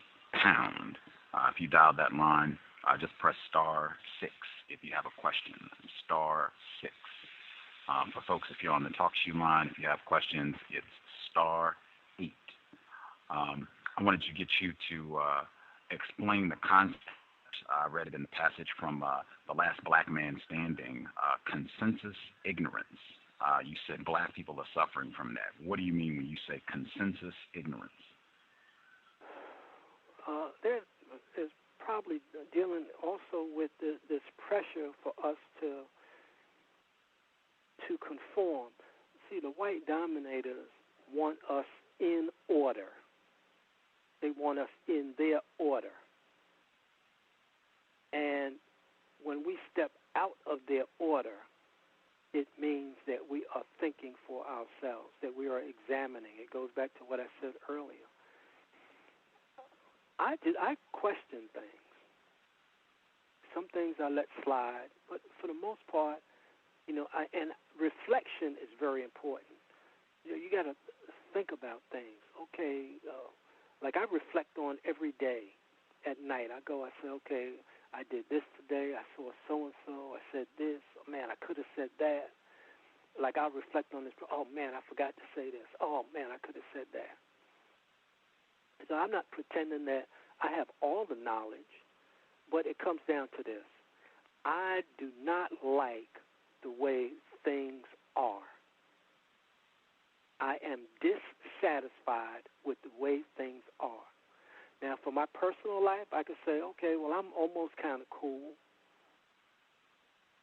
But there's an expression, I think my son pointed out, S-U-N pointed out that, and you'll see this in the film Quiet Storm, where the character says, when you do for yourself you go no further than yourself.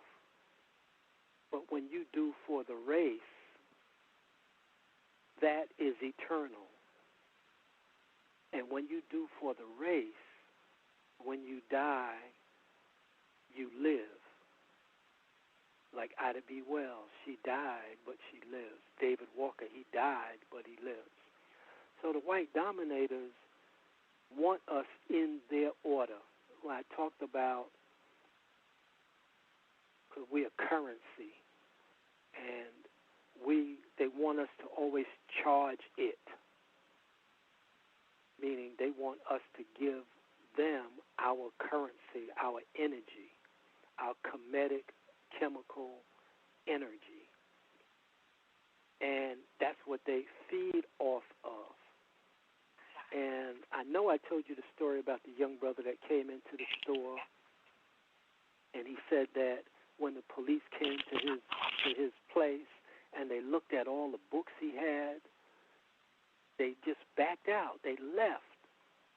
And then they stopped him a short time after, and he yelled at them because he knows them. You know, why are you stopping me? You see those guys over there slinging rock, but you stopping me? I told him, I said, oh, don't you understand?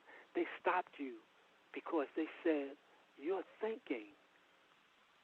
If you're thinking, you might be the one. Remember in the movie They Live, where the alien or the guy's coming in the store, he's blasting everybody, and the alien looks at the watch and says, I got one that can see, and then disappears.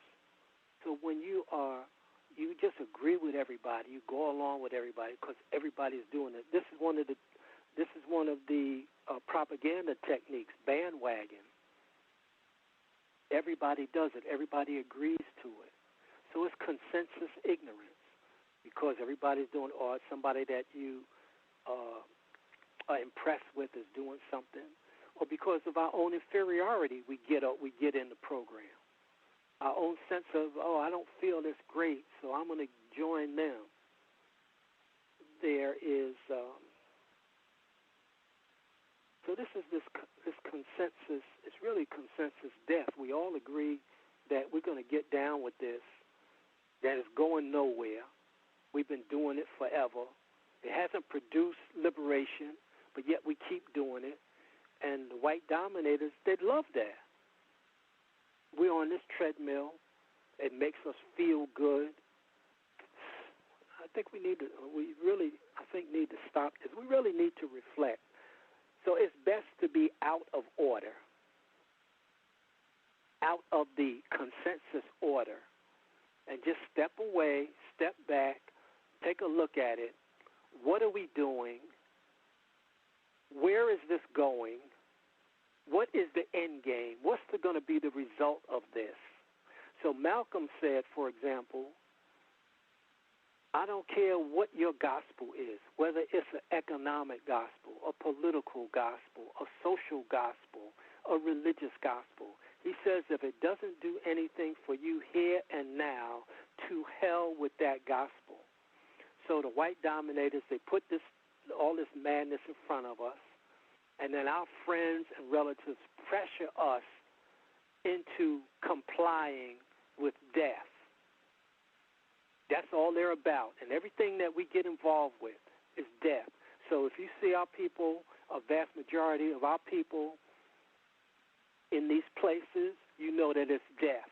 If you see us in huge numbers, in churches, in schools, in prisons, in hospitals, in malls, in sports arenas, in concert halls, that's death.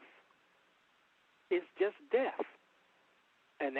And the white dominators are happy with us being in death. There's an old record entitled Light My Fire by Jose Feliciano. Go back and listen to it. He got a little sentence in here. I think people are doing the wobble now, I heard. And he says, don't wallow in the mire. That's why I call them the cesspoolians. They're trying to drag us into the mire, drag us down, be degenerate. call each other niggers. Just be degenerate. Have no moral character. Just be with them. Follow them. Be like Eliot Spitzer, right? He's the big lawman, but he's down with the prostitutes in D.C. John Edwards, running for vice president. Wife got cancer. He's having an affair and produces this little baby. Or Sanders in South Carolina, governor of South Carolina, flying back and forth to Argentina, got a mistress. Schwarzenegger, right, having sex in his own house, produced this baby. So that's what they want. They want us in their order. So in some instances, it's good to be out of their order in order to maintain some integrity and some sanity. And we just have to build ourselves. I talk about our different selves. We got to build ourselves up so we don't need any external things. I had a friend years and years ago. He said, "Oh, man, I'm Muslim." I said, "Yeah, why are you Muslim?" I didn't know much about it. He said, "I'm Muslim. I pray 5 times a day." He said, "I got to pray 5 times a day, man, so I stay out of trouble." So he was saying to me that his internal selves were very, very weak. So we have to have discipline. I sent you that tape, brother, and Arsenio Hall interviewed Dan Rather, and Dan Rather was talking about Nelson Mandela at the time Mandela got out of prison. And he said, Dan Rather said, one of the things I love about Mandela is that he has supreme self-discipline. Self-discipline. So if we're going to exercise anything, just try to exercise self-discipline.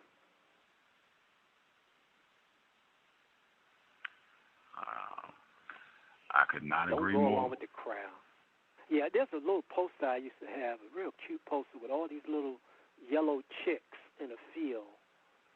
And the poster read, "Following the crowd can lead nowhere." And then I also mentioned the last time about the Japanese man when the tsunami came, and when he got in his car and he realized he was almost like the last in line, and everybody went to the left and he went to the right, and all of those people died. So he's being interviewed. He's coming back to his house. He's going through the rubble, and he conveys his story. So a lot of times, just try not to follow. Just have the courage, man, to stand up and say, "Look, man, I don't agree with this." And then you can bring your own research, bring your scholarship, bring your books. And everywhere I go, I take books, posters, but I'm not trying to convince anybody. I am, but I'm not.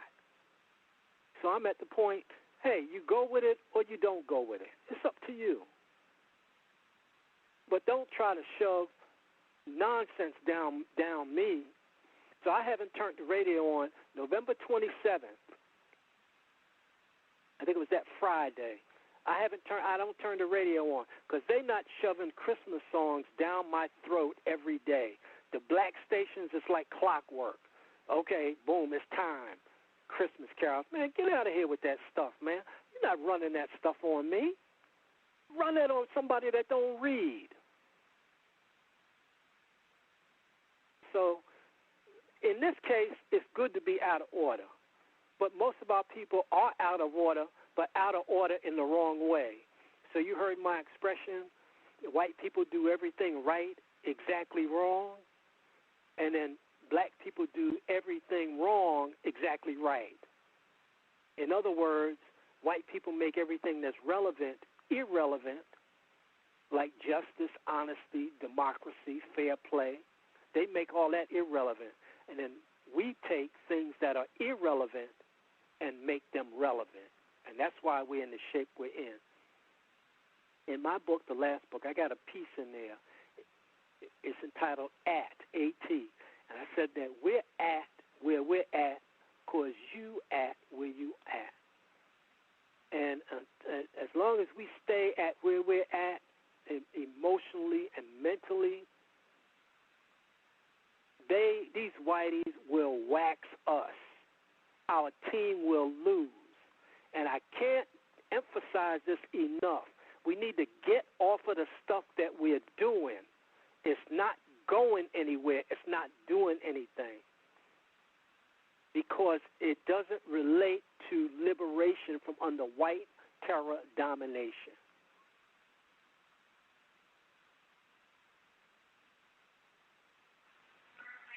Context of white supremacy. Always a pleasure to have with us Dr. Kamau Kambon. Again, visit his website, KamauKambon.org. KamauKambon.org. I see the person that called in. I believe this person is calling in on a Skype line. I think it's LBM is what is showing up. Person who called in with a hand up on the 3HD line. Did you have a question for Dr. Kambon? Your line should be open. Yes, Gus, please. Can you hear me? Yes, ma'am. Loud and clear. Thank you. Thank you. First, I would like to congratulate my fellow New York caller on the birth of his baby and the fact that he actually found a black woman that he could work with and engage in the struggle with. I think that's a beautiful thing. I want to ask Dr. Kambon, I myself am coming up on 20 years with my black man, and I wanted to ask Dr. Kambon, how did you and your wife avoid the programming that you were each other's problem?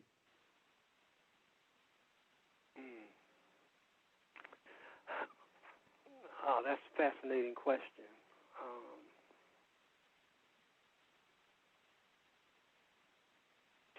I don't know where to begin, but I think that we started.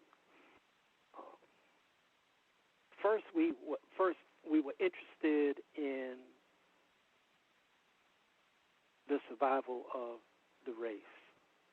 So we had that in common, and then we started.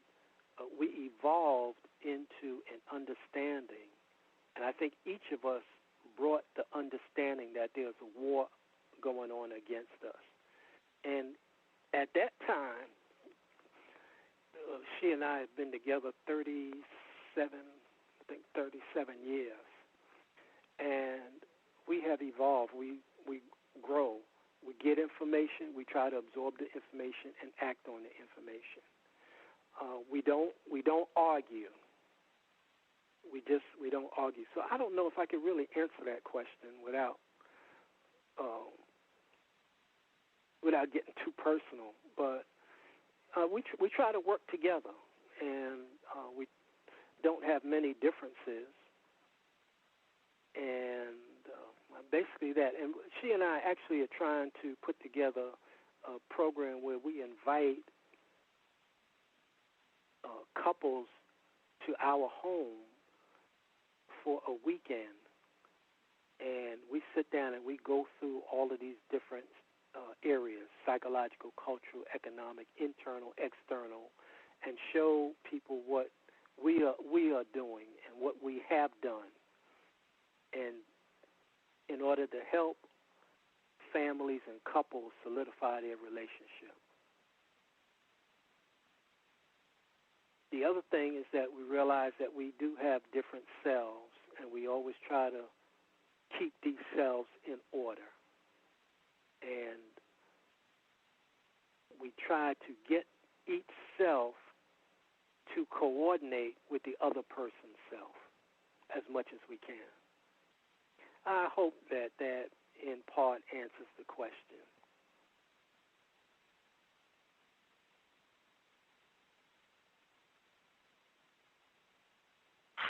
LBM, did that answer your question?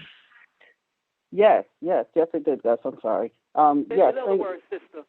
Yeah, look. In other words, sister, we all are different. We all have different dimensions and ideologies that we bring into a relationship.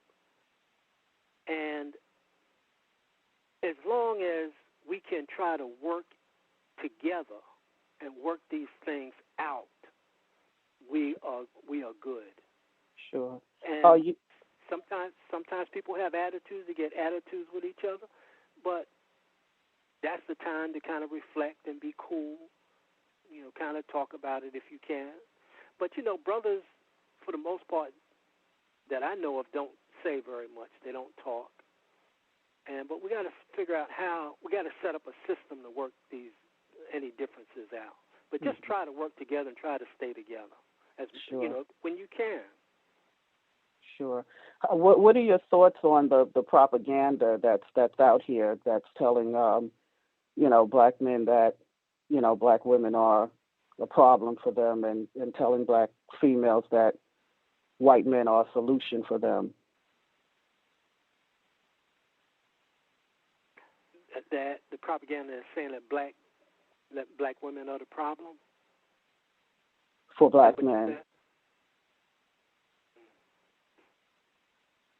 Listen, as long as we are living in the context of white domination, we're all going to have problems.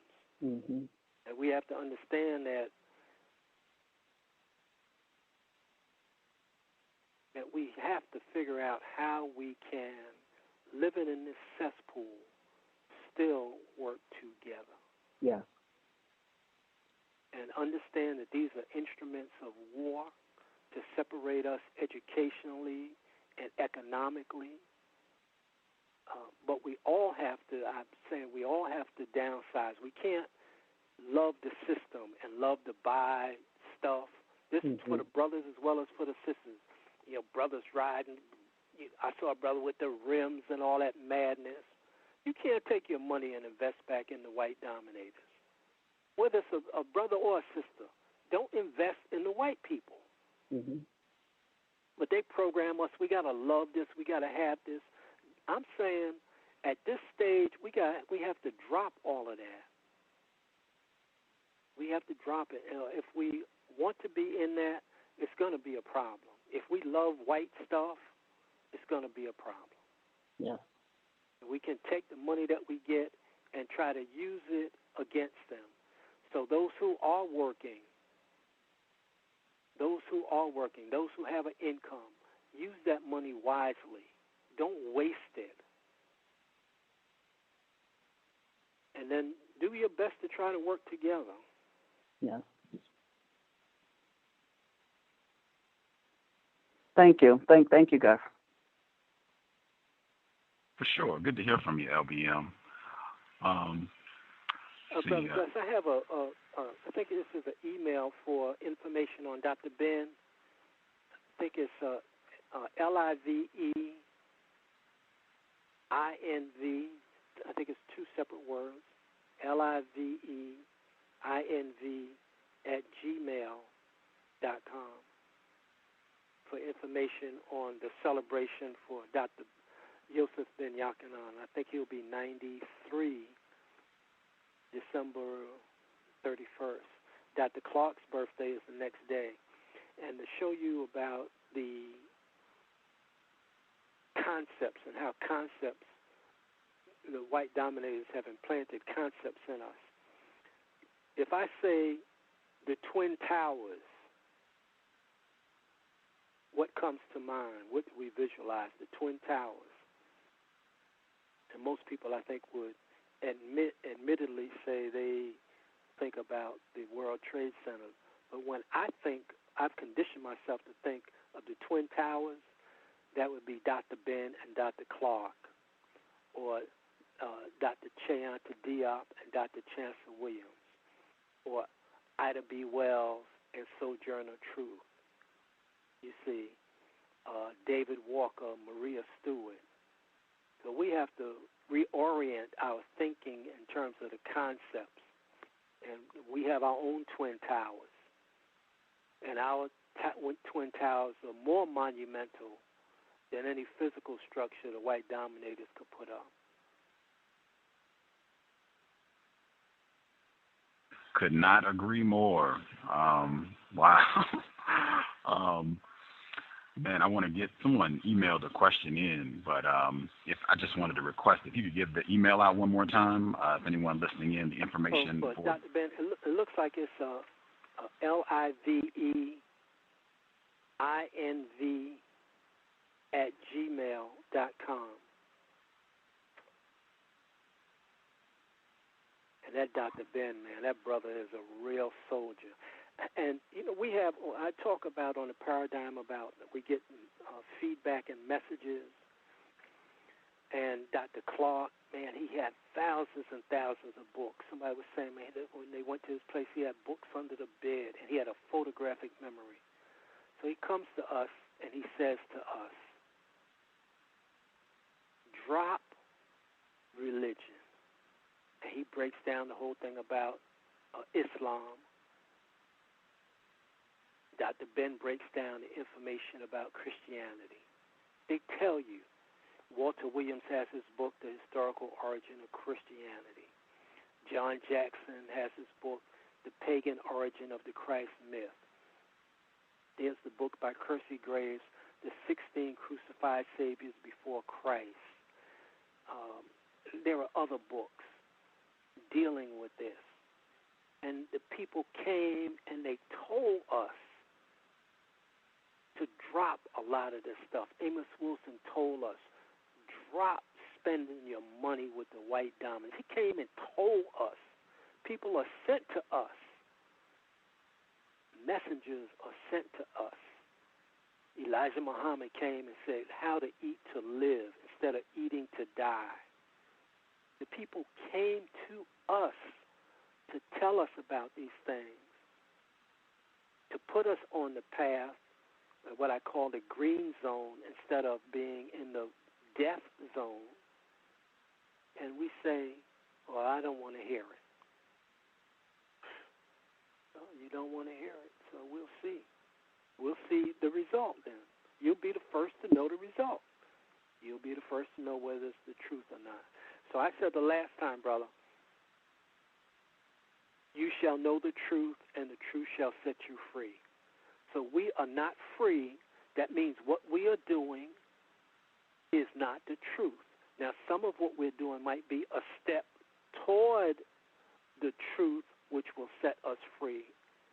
But right now, as I see it, the Urban League is getting ready to celebrate 110 years, I think.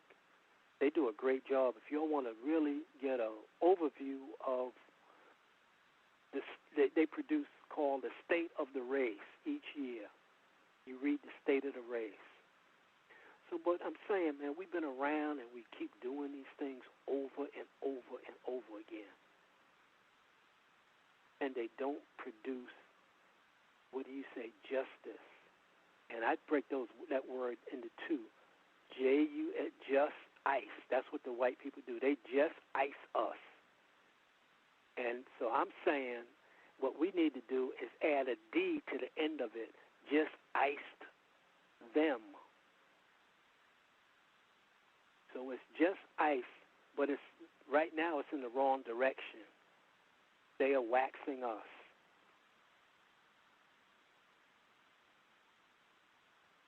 Wow. Context of white supremacy. That's what I was thinking. That's exactly what I had in mind when you were talking about the Urban League and producing the State of the Race report. I was like, we don't even need any more of them. Every year, you already know what that report should be for black people getting waxed still. That's the report. It was a person in the chat room. Their question was, Dr. Kambon, what is your suggestion on ways of dealing with other black people on a daily basis who are confused about the environment in which we live being dominated by white terrorism? Like, do you have suggestions on how to have more constructive interactions with confused victims? The best thing is not to say too much to them. And if you're in a workplace, personally, don't have any of your personal information don't have pictures of your family on your computer or on your desk or wherever you work. Don't talk to confuse people about political or religious issues. And I went to work out the other day. One of the white dominators came in. I see them all the time. He comes in. This is in a black Y. But they come in because they know the price is low. I guess they don't pay as much. So he comes in. So I have a rule. I'd never speak to a white dominator first. I don't speak at all, actually. So he comes in, and if they say anything to me, I say to them exactly what they say to me. How you doing? I say, how you doing? Good morning? I say, good morning. Now, I speak to older white dominators because I have a piece in my book that anytime you see an old whitey, white man or white woman, the only way they got old is by oppressing African people. Or if they didn't oppress African people directly, then they were associated with somebody who oppressed African people. That's how they got to be old and retired. So when you're in the workplace, try not to have a lot of conversations really with anybody. It's like, you remember the movie you saw, Night John, when the brother's on the ground, and he said, Joe, this is B, Joe. And Joe go against the white dominator. So assume in your workplace you got a lot of Joes, and they'll go and they'll get the white dominator. So don't get into personal discussions with anybody about anything. I had a brother here, he was working with the telephone company, and he got into a discussion before President Obama got elected. He got in a discussion with a white dominator. That was on a Friday, and he was off that Saturday, Sunday, Monday. I think he came back Tuesday. So he calls me. He said, man, I came back, and somebody broke into my truck, and he had a bottle of liquid in his truck, some water. And he said he started drinking. He looked at it, and it was discolored. It had this funny color in it. And he realized that somebody came in and put something in his drink. So don't leave food around.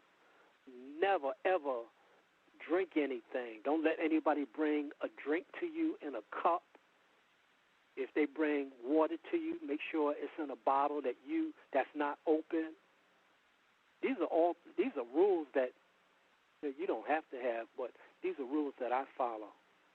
Keep your discussion with everybody to a minimum, unless they're people you think you really, really know. And you don't have those kind of discussions on a job anyway. And if you're on a job working with confused Negroes or white dominators, you document everything. Oh, we met today, and you go back and you write, we met today, you said this, I said that, you said you're going to do this, I'm going to do that, boom. You put CC to the files. You always cover yourself because you never know what is going to happen. People will, we had this discussion yesterday, brother, they'll sell you out, they'll backstab you. So you just be covered, and you always just be straight up because you don't know what agenda anybody has when they come to you.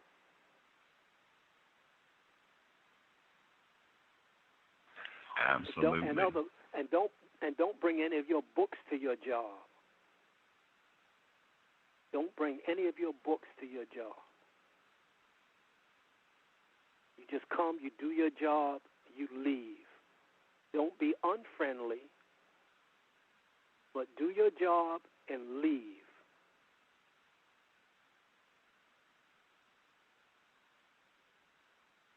I was just talking about that with a black female, and she was saying she had some black figurines on her desk, and it attracted so much attention from her white dominators on the job. They would come by and make little snide remarks and all this sort of thing, and I was saying, yeah, I would not have anything on my work area. I wouldn't even have pictures up because I don't want white people looking at my family and people that are close to me.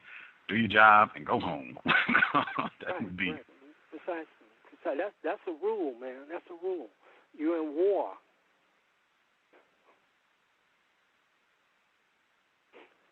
Just being codified. Let's see. I wanted to make sure I asked because you said to remind you.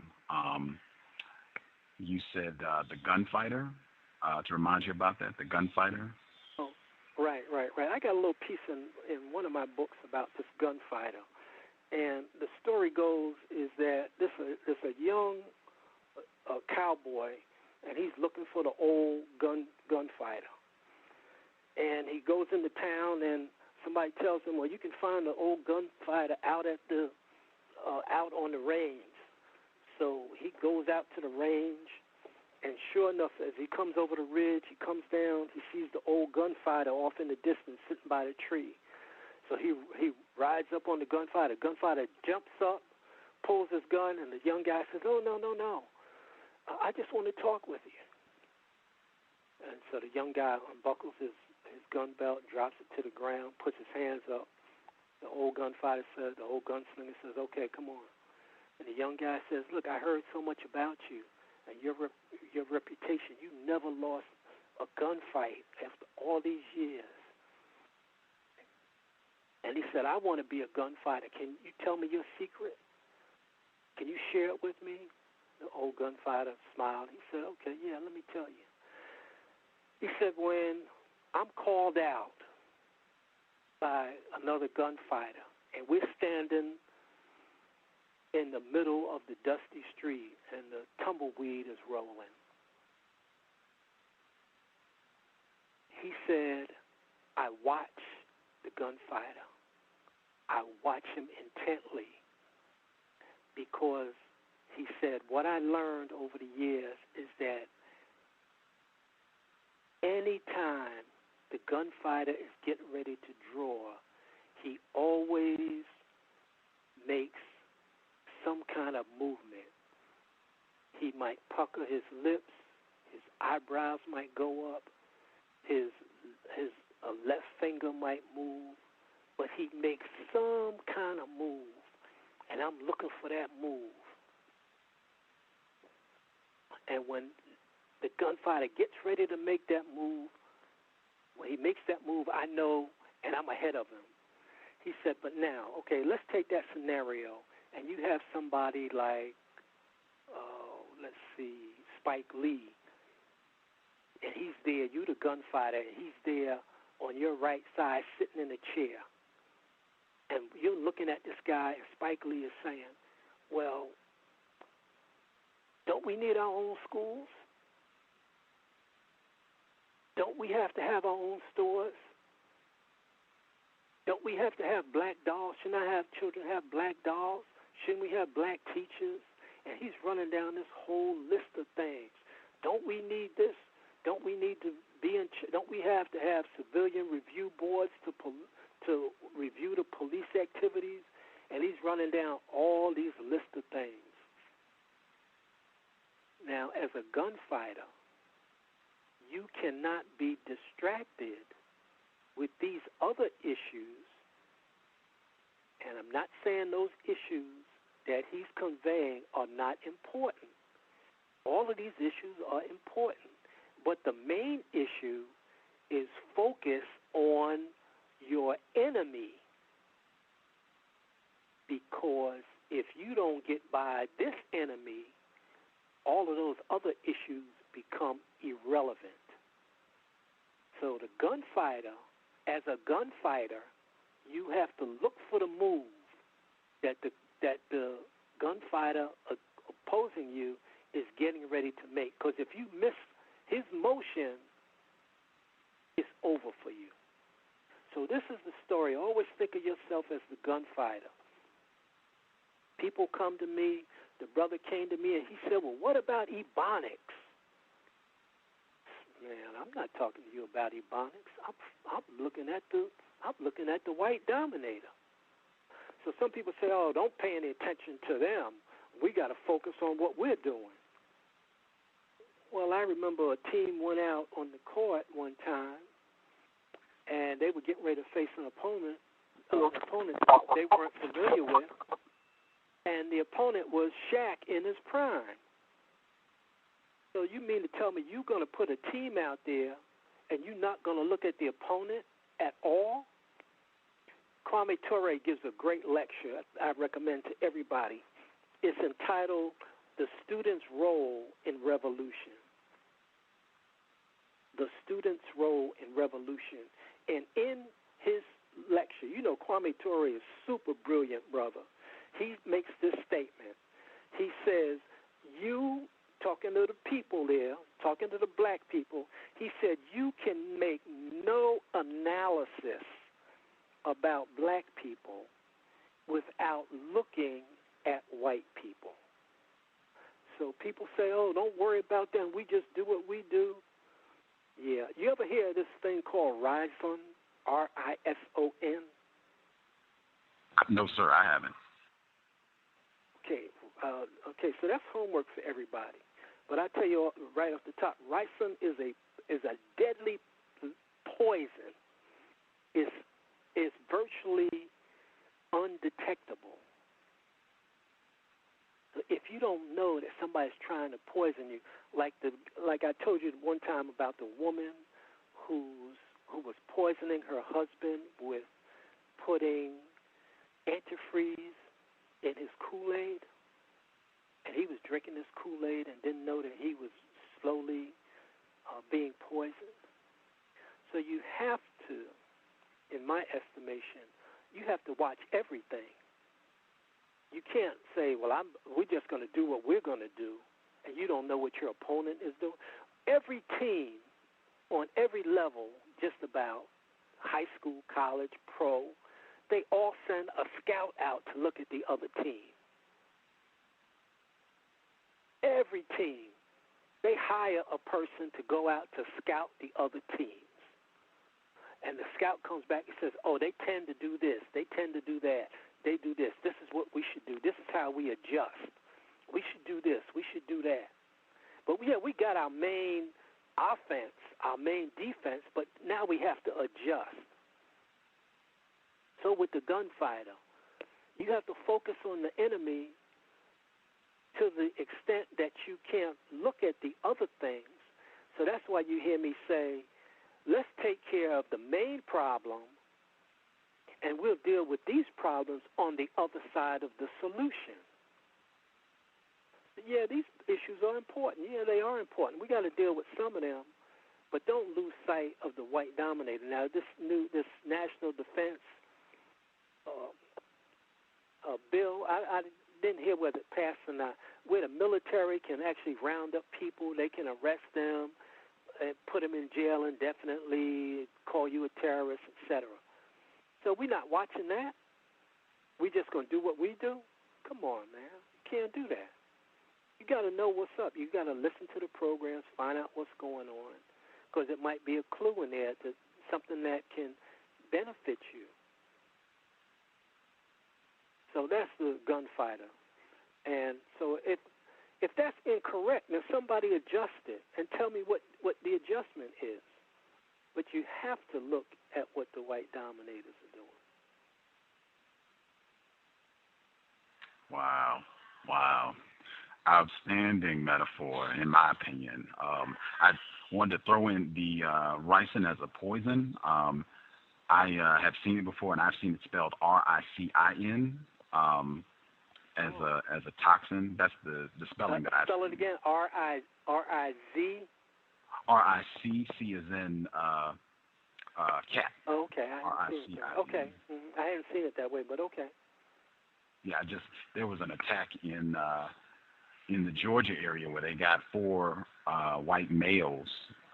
This was in November around Thanksgiving, where they got these white males who were planning a ricin attack in all these cities with high concentrations of black people, where they were going to go. I think one of them, he had some military history and might have even worked with the CDC, but he had extensive knowledge about biological and chemical warfare. And these 4 white guys, they were going to go and do this attack in these 4 cities, and they all had high concentrations of black people, and they were going to use ricin in the attack. That's how I found out about it, studying white people. That's how I found out about it. Good. Beautiful. I wanted to make sure folks don't wait till last minute. We have a little less than 30 minutes in the program. If anybody that's on the line, I see other folks have called in. If y'all have questions, if you're on the talk shoe line, it's *8. *8 if you're on the talk shoe line. If you are on the free HD line, which is the 760 area code, it's *6 if you have a question. *6. You also, Dr. Kambon, you had a reminder where you wanted me to remind you about purposeful life. You recall that? Yeah, I meant to send you that. Yeah, I meant to send you that quote. And the quote is from a book by Julia Stewart. I think it's a book of sayings and proverbs. And she says that everyone, let me see, that everyone should have a purpose. And that's the main thing, that everybody should have a purpose. And the second part of that is the main issue is not to have your purpose corrupted. So if you can fulfill your purpose, the other thing is not to corrupt your purpose or have it corrupted. And I maintain that coming to this planet, the only reason we are on the planet as a black African person, I cleared that up in terms of black and African being interchangeable. Cheonta Diop tells us that, the cultural unity of black Africa. The only reason I'm saying that we should be on the planet is to solve this problem. Now, we're forced to work and do these other things, but the paramount reason is to solve this problem, or at least give it consideration. How do we solve this problem once and for all? And that's where we talk about solutions. And people will say, well, that's impossible. This has been going on so long. And these cesspoolians, you can't defeat them. But I think that there are so many events that have unfolded over the years to show us that what was once impossible, it was impossible. Now it's possible. Flying an airplane. We mentioned last time about something that was the neutrinos faster than the speed of light. So that abolished that whole theory about nothing was faster than the speed of light. There's something now that came out recently that said Einstein's theory of relativity is going to be just destroyed with this new theory. So things are always coming up, always coming up. And I see what the white dominators are doing, fingerprinting, retina scans, DNA, doing all this for what? There was a story that came out last week saying that there are drones surveilling the people in Los Angeles. For what? Because I know that they know that somebody's going to solve this problem. At least people are going to be thinking about it. And I say that if we're thinking about solving the problem, then we carry ourselves differently. Our mentality is different. Everything we do is different. And that in itself will make a difference. So I have an expression I used with this brother that was on crack. He used to come by and we would help him out, give him jobs. And I asked him one day, I was pissed off at him. I said, does the difference you make a difference? And he kind of looked back. So about 5 years later, he got himself together, got off crack, got a job, and et cetera, got a car. He came back. He says, yeah, man. He said, I'm making a difference. He said, I'm working with building, construction. I'm helping people get jobs. So I ask people this. Does the difference you make a difference? So I just, look, I'm not an expert. I just been doing this. I've been reading, collecting articles, reading books, and I'm trying to put this together. Like Bob Marley said, trying to get a message to you. The message is we're in deep trouble. I'm saying we are being exterminated. We just don't know what extermination looks like. We think it's that all the people are going to disappear. But it's a methodical, scientific process. And we can be exterminated statistically, neutralized and reduced to the point where we will not make any difference. And they're doing it economically. They're doing it educationally. They're doing it psychologically. They're doing it through the biological chemical warfare. They're doing all of these are different methods to reduce the population. So if, let's say I'm absolutely wrong, and you change your behavior, You strengthen your mentality. You strengthen your psychology. You drop the white cultural horror days. You change your diet. You stop spending money you know you don't have. You stop going to the jive concerts. You stop looking at garbage on TV. So if you do all those things, you'll be a better person. P-E-R-S-U-N. So if I'm wrong, you really will not lose anything. You're not sacrificing anything. You're gaining. You're gaining yourself. And what the white dominators want to do, they want to destroy all your different selves. So let's say I'm wrong, but you do these things. Like they told you with Y2K, people were saving food and storing up and doing this and doing that, and it was wrong. So, but they still had all the things they needed in the event. So that's all I'm saying. I got an expression. The expression is, are you smart enough to be smart? And we have to admit, some of our people are not very smart. So you got to pick who you're going to talk with, who you're not going to talk with. Some people don't bother with. Some people you bring in.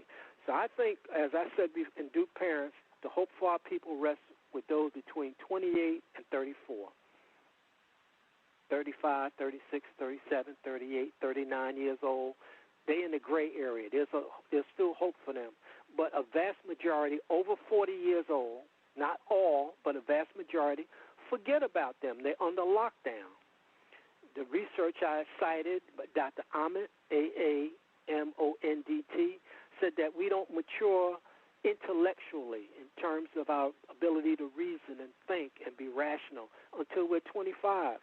So I'm not writing the young brothers and sisters off, but a lot of them, they don't want to hear it. They're killing each other, and et cetera. So if they can get through the Klan minds, K-L-A-N, the Klan minds, get through all of that madness with sneakers and partying and getting high, subtle suicide activities, if they can get through that and get to 26, 27, 28, they got a shot. So I'm just asking people, look, think about what you're doing.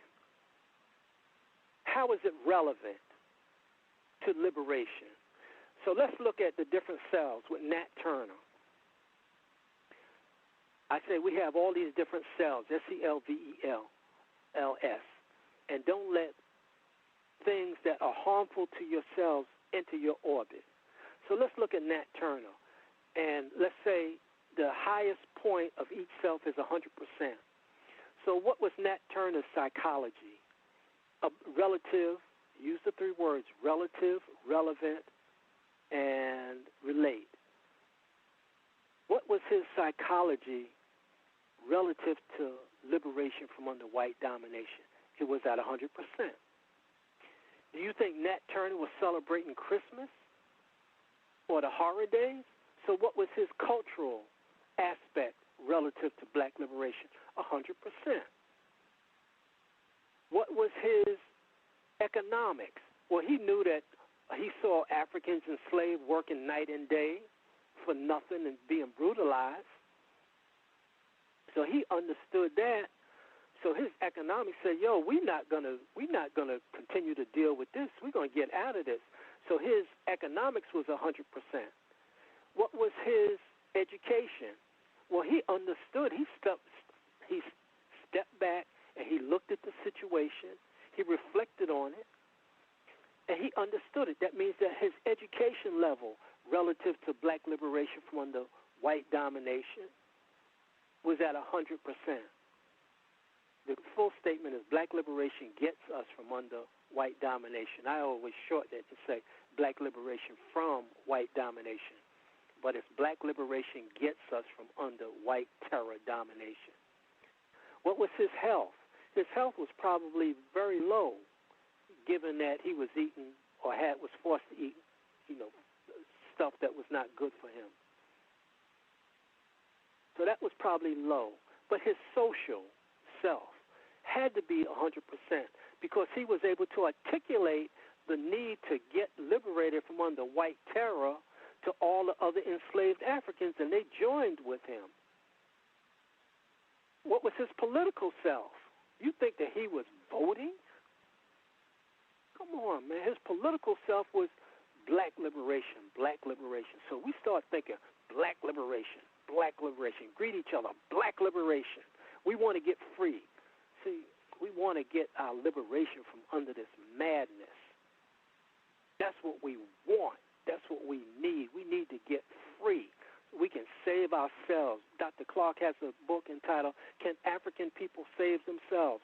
The answer is yes, only through black liberation. And all those brothers and sisters who are jiving, just step to the side, put a sign over your head, I'm a jive Negro. Let us know so we won't mess with you. You won't take up our time. If you love death, just go to death.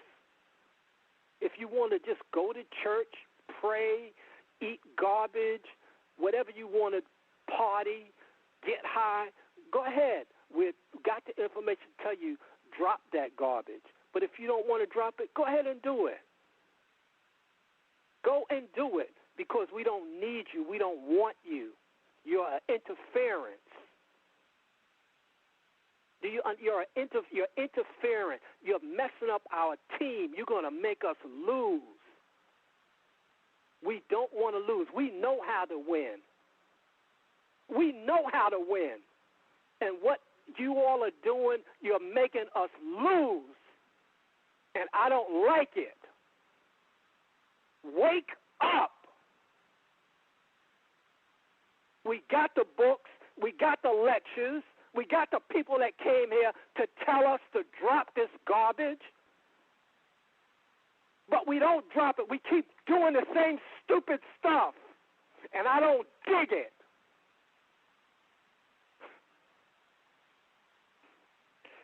So, Brother Gus,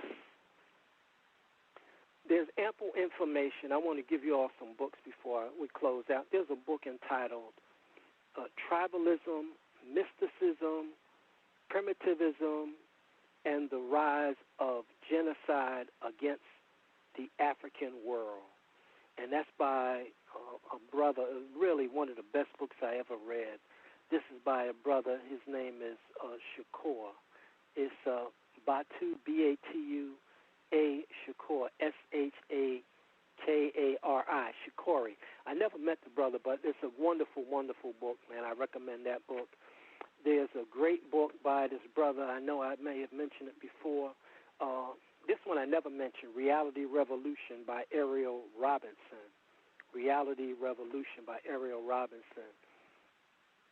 This other book is by, The White Architects of Black Education. It's a very good book. But one of my best books, man, I like this brother. It's entitled African Struggle Inherited. African Struggle. This is about the prison system, man. It's really good. I know Michelle Anderson has her book, and that talks about the new Jim Crow. But this book is really, really good, man. This brother does a great job. His name is Kabir, K-H-A-B-Y-R, Kabir Hadas, H-A-D-A-S. The other book I don't have with me is called Suppress Rebellion. Suppress Rebellion. The brother's name is Malik Shabazz. It's not Malik Zula Shabazz, but Malik Shabazz, S-H-A-B-A-Z-Z. I think that book is still in print. If you get that book, man, it's all the quotes and sayings by all of the illustrious ancestors, man, the imperial people, I call them, the ones that have been fighting against the white dominators. And then this is Kabir's other book. It's entitled Black Power. Black Power, Destruction of White Supremacy in the Land Called America.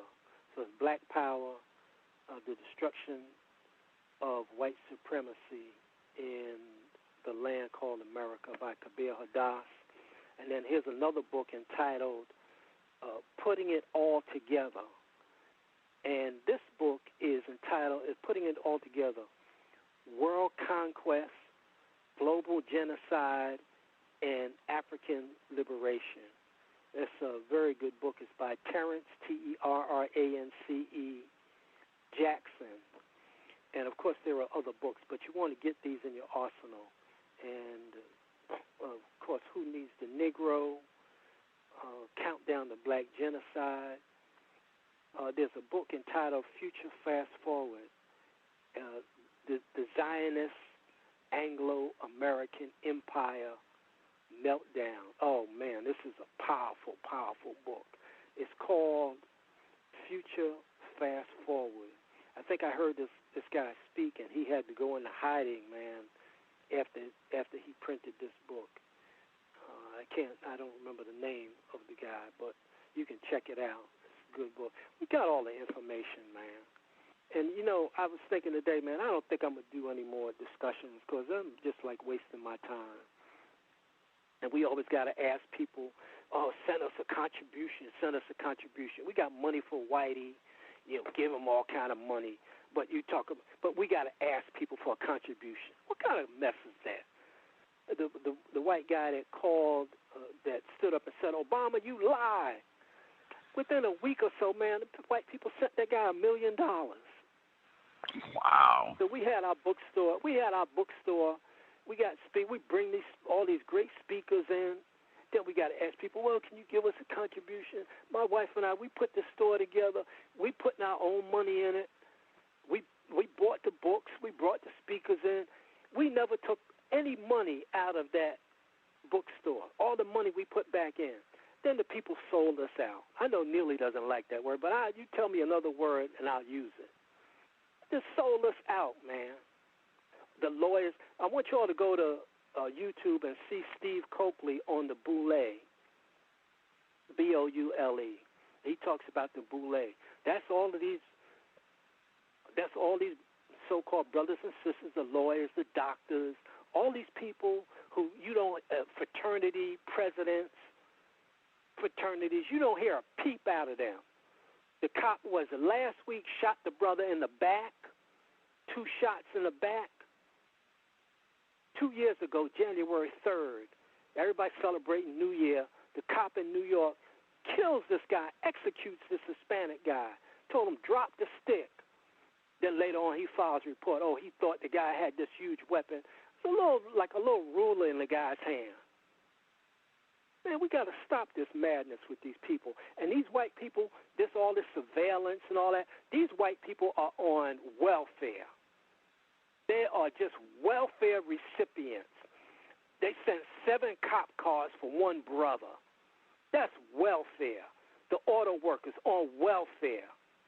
The teachers, welfare. They're not doing any. Well, they are doing their job. Their job is to destroy the children, black children. They're doing a job, but they're on welfare. The journalists, they're on welfare. All of these people, the airlines, subsidize welfare. This whole system is a big scam.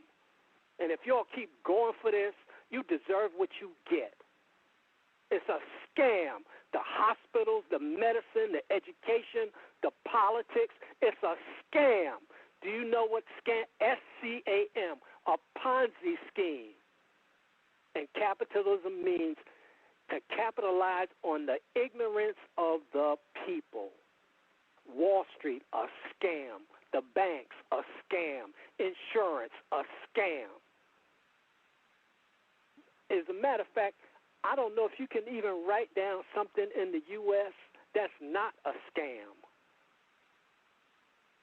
So all you up-to-date, cosmopolitan, religious people, you are being scammed by the white terror dominators. And they measure how they're scamming you by all the movies. They just watch to see the movie sales. How many people going to the movies? Okay, the Negroes still going. What you going to see? Tyler Perry.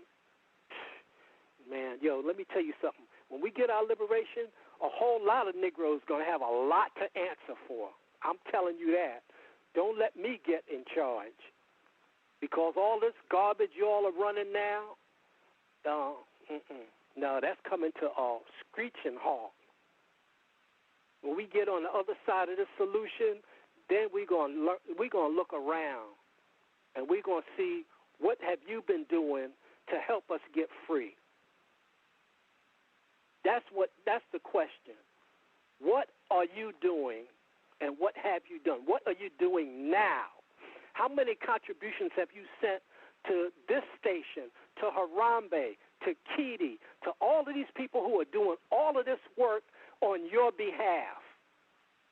While you sit around watching TV on your jumbo TV, eating hot dogs and hamburgers and just being a jive Negro.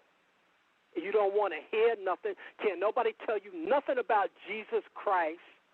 You don't want to hear nothing. You building these stupid churches, giving all your money to the white contractors while your people die.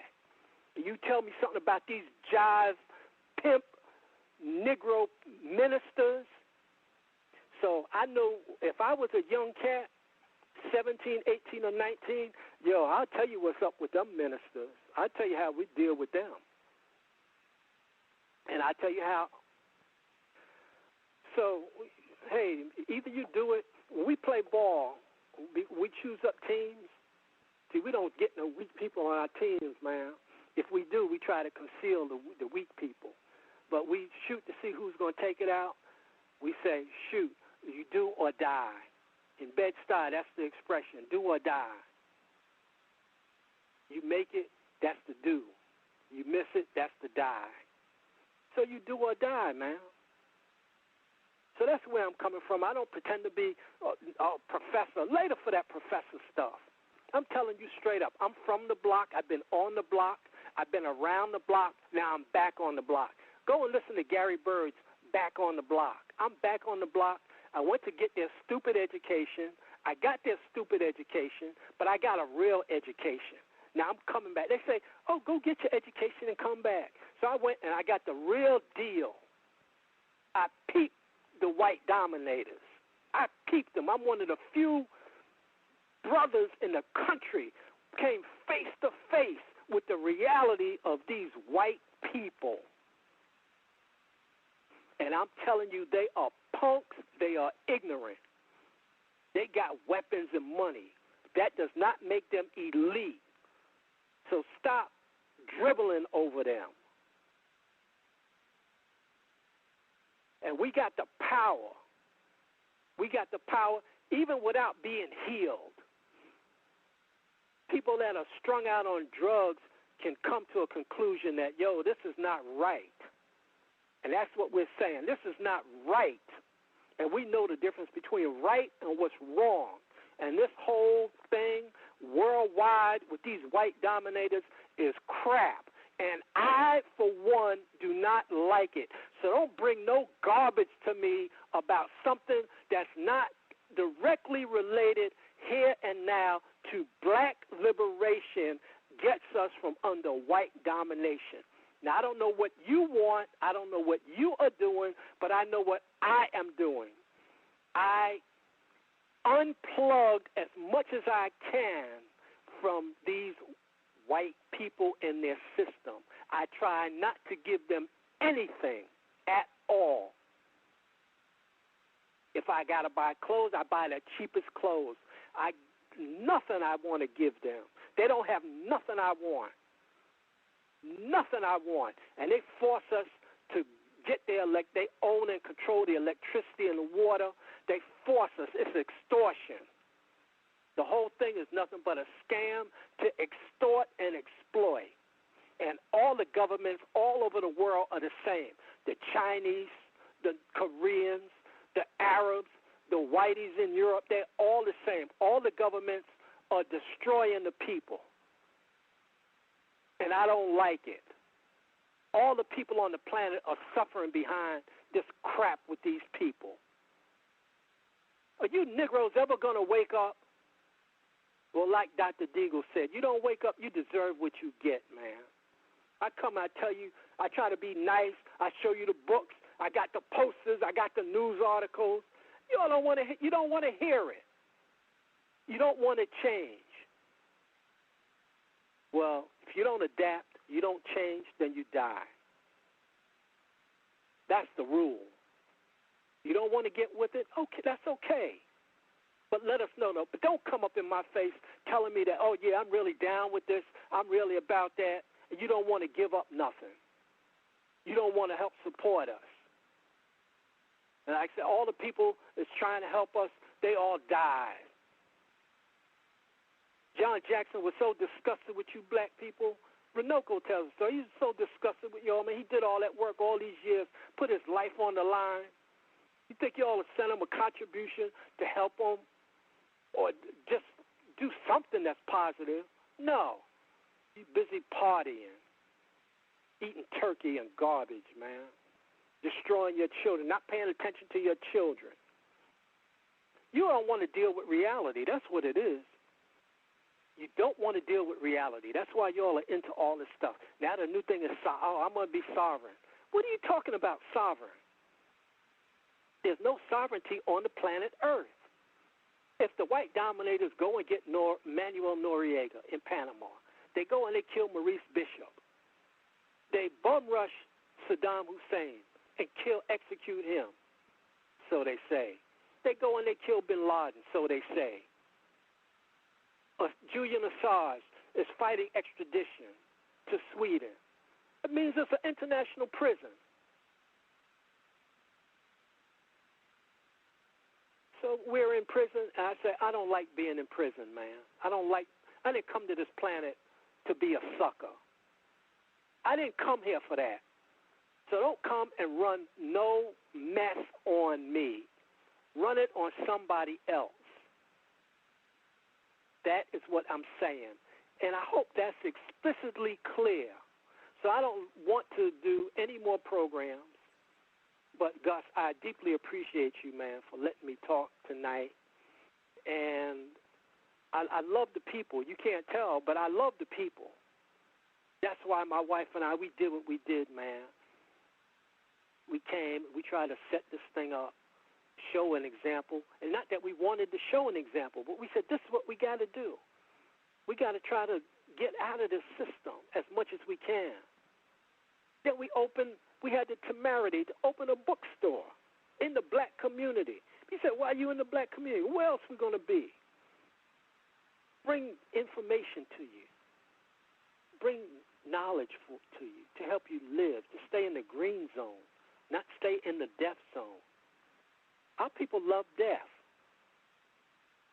Even this thing about our ancestors, I honor them. I honor them.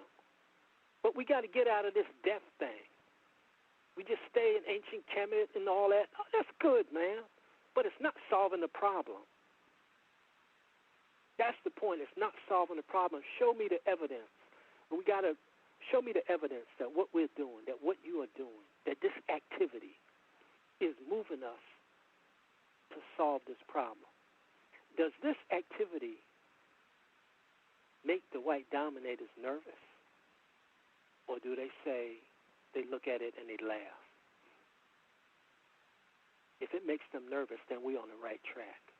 So I ask people, support context of white supremacy. I have great admiration for this brother. I hope you don't get kicked off the air tonight.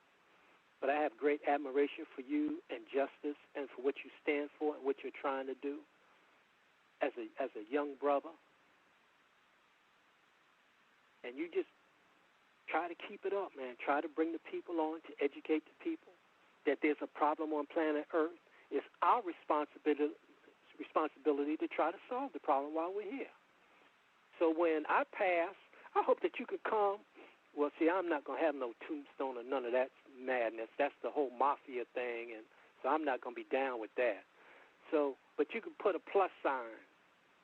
Not that I'm looking for it, but there are some people, you put a plus sign by their name. Hey, man, that brother, change the D up, man. Put a plus sign there instead of that minus sign, that dash.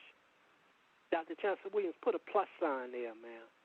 Drusilla Dungy Houston, put a plus sign by her. Paul Robeson, put a plus sign. Malcolm, George Jackson, Jonathan Jackson, Chairman Fred Hampton, put a plus sign. Geronimo Jajaga Pratt, put a plus sign. Robert Williams, Negroes with Guns. Hey, put a plus sign there. They're going to put a plus sign by your name, or they're going to put less than, the symbol for less than. So, all right, brother. Are there any other questions? Man, I'm just thoroughly appreciative. Lots of folks listening in. We are at the 3-hour mark, but I just thoroughly appreciate you sharing the information. As I said at the very beginning, always setting the example and giving us a live illustration of being serious about resolving this problem. This is not a joking matter. This is not something to be half-hearted about. Dedication, serious dedication to a final resolution to the problem. It's just been a profound pleasure and honor to have you on the program. I've been taking notes. I hope people that are listening in have been taking notes as well. And visit the website, KamauKambon.org, KamauKambon.org.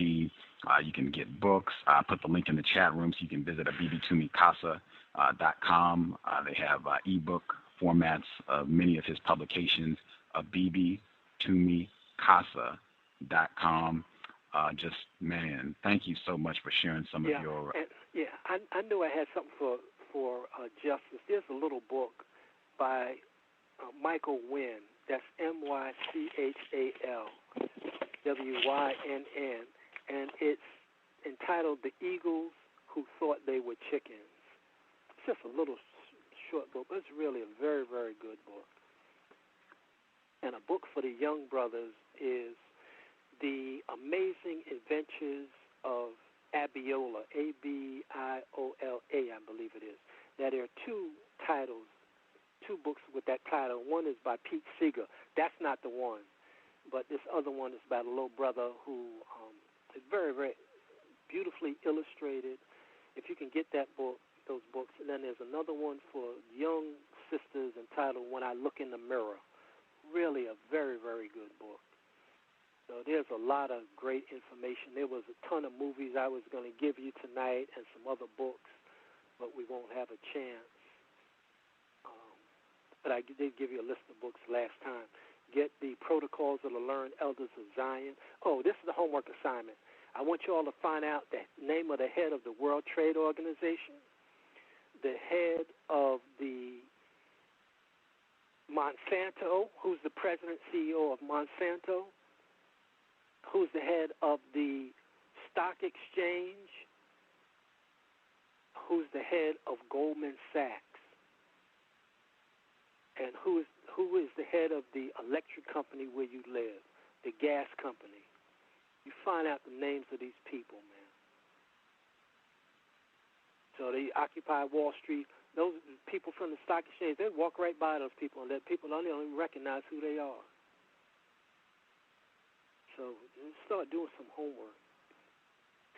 And, brother, I'm not able to work, of course, at the university. I wouldn't even want to work in the university. They're not teaching anything that's, for the most part, that's relevant and helpful to liberation.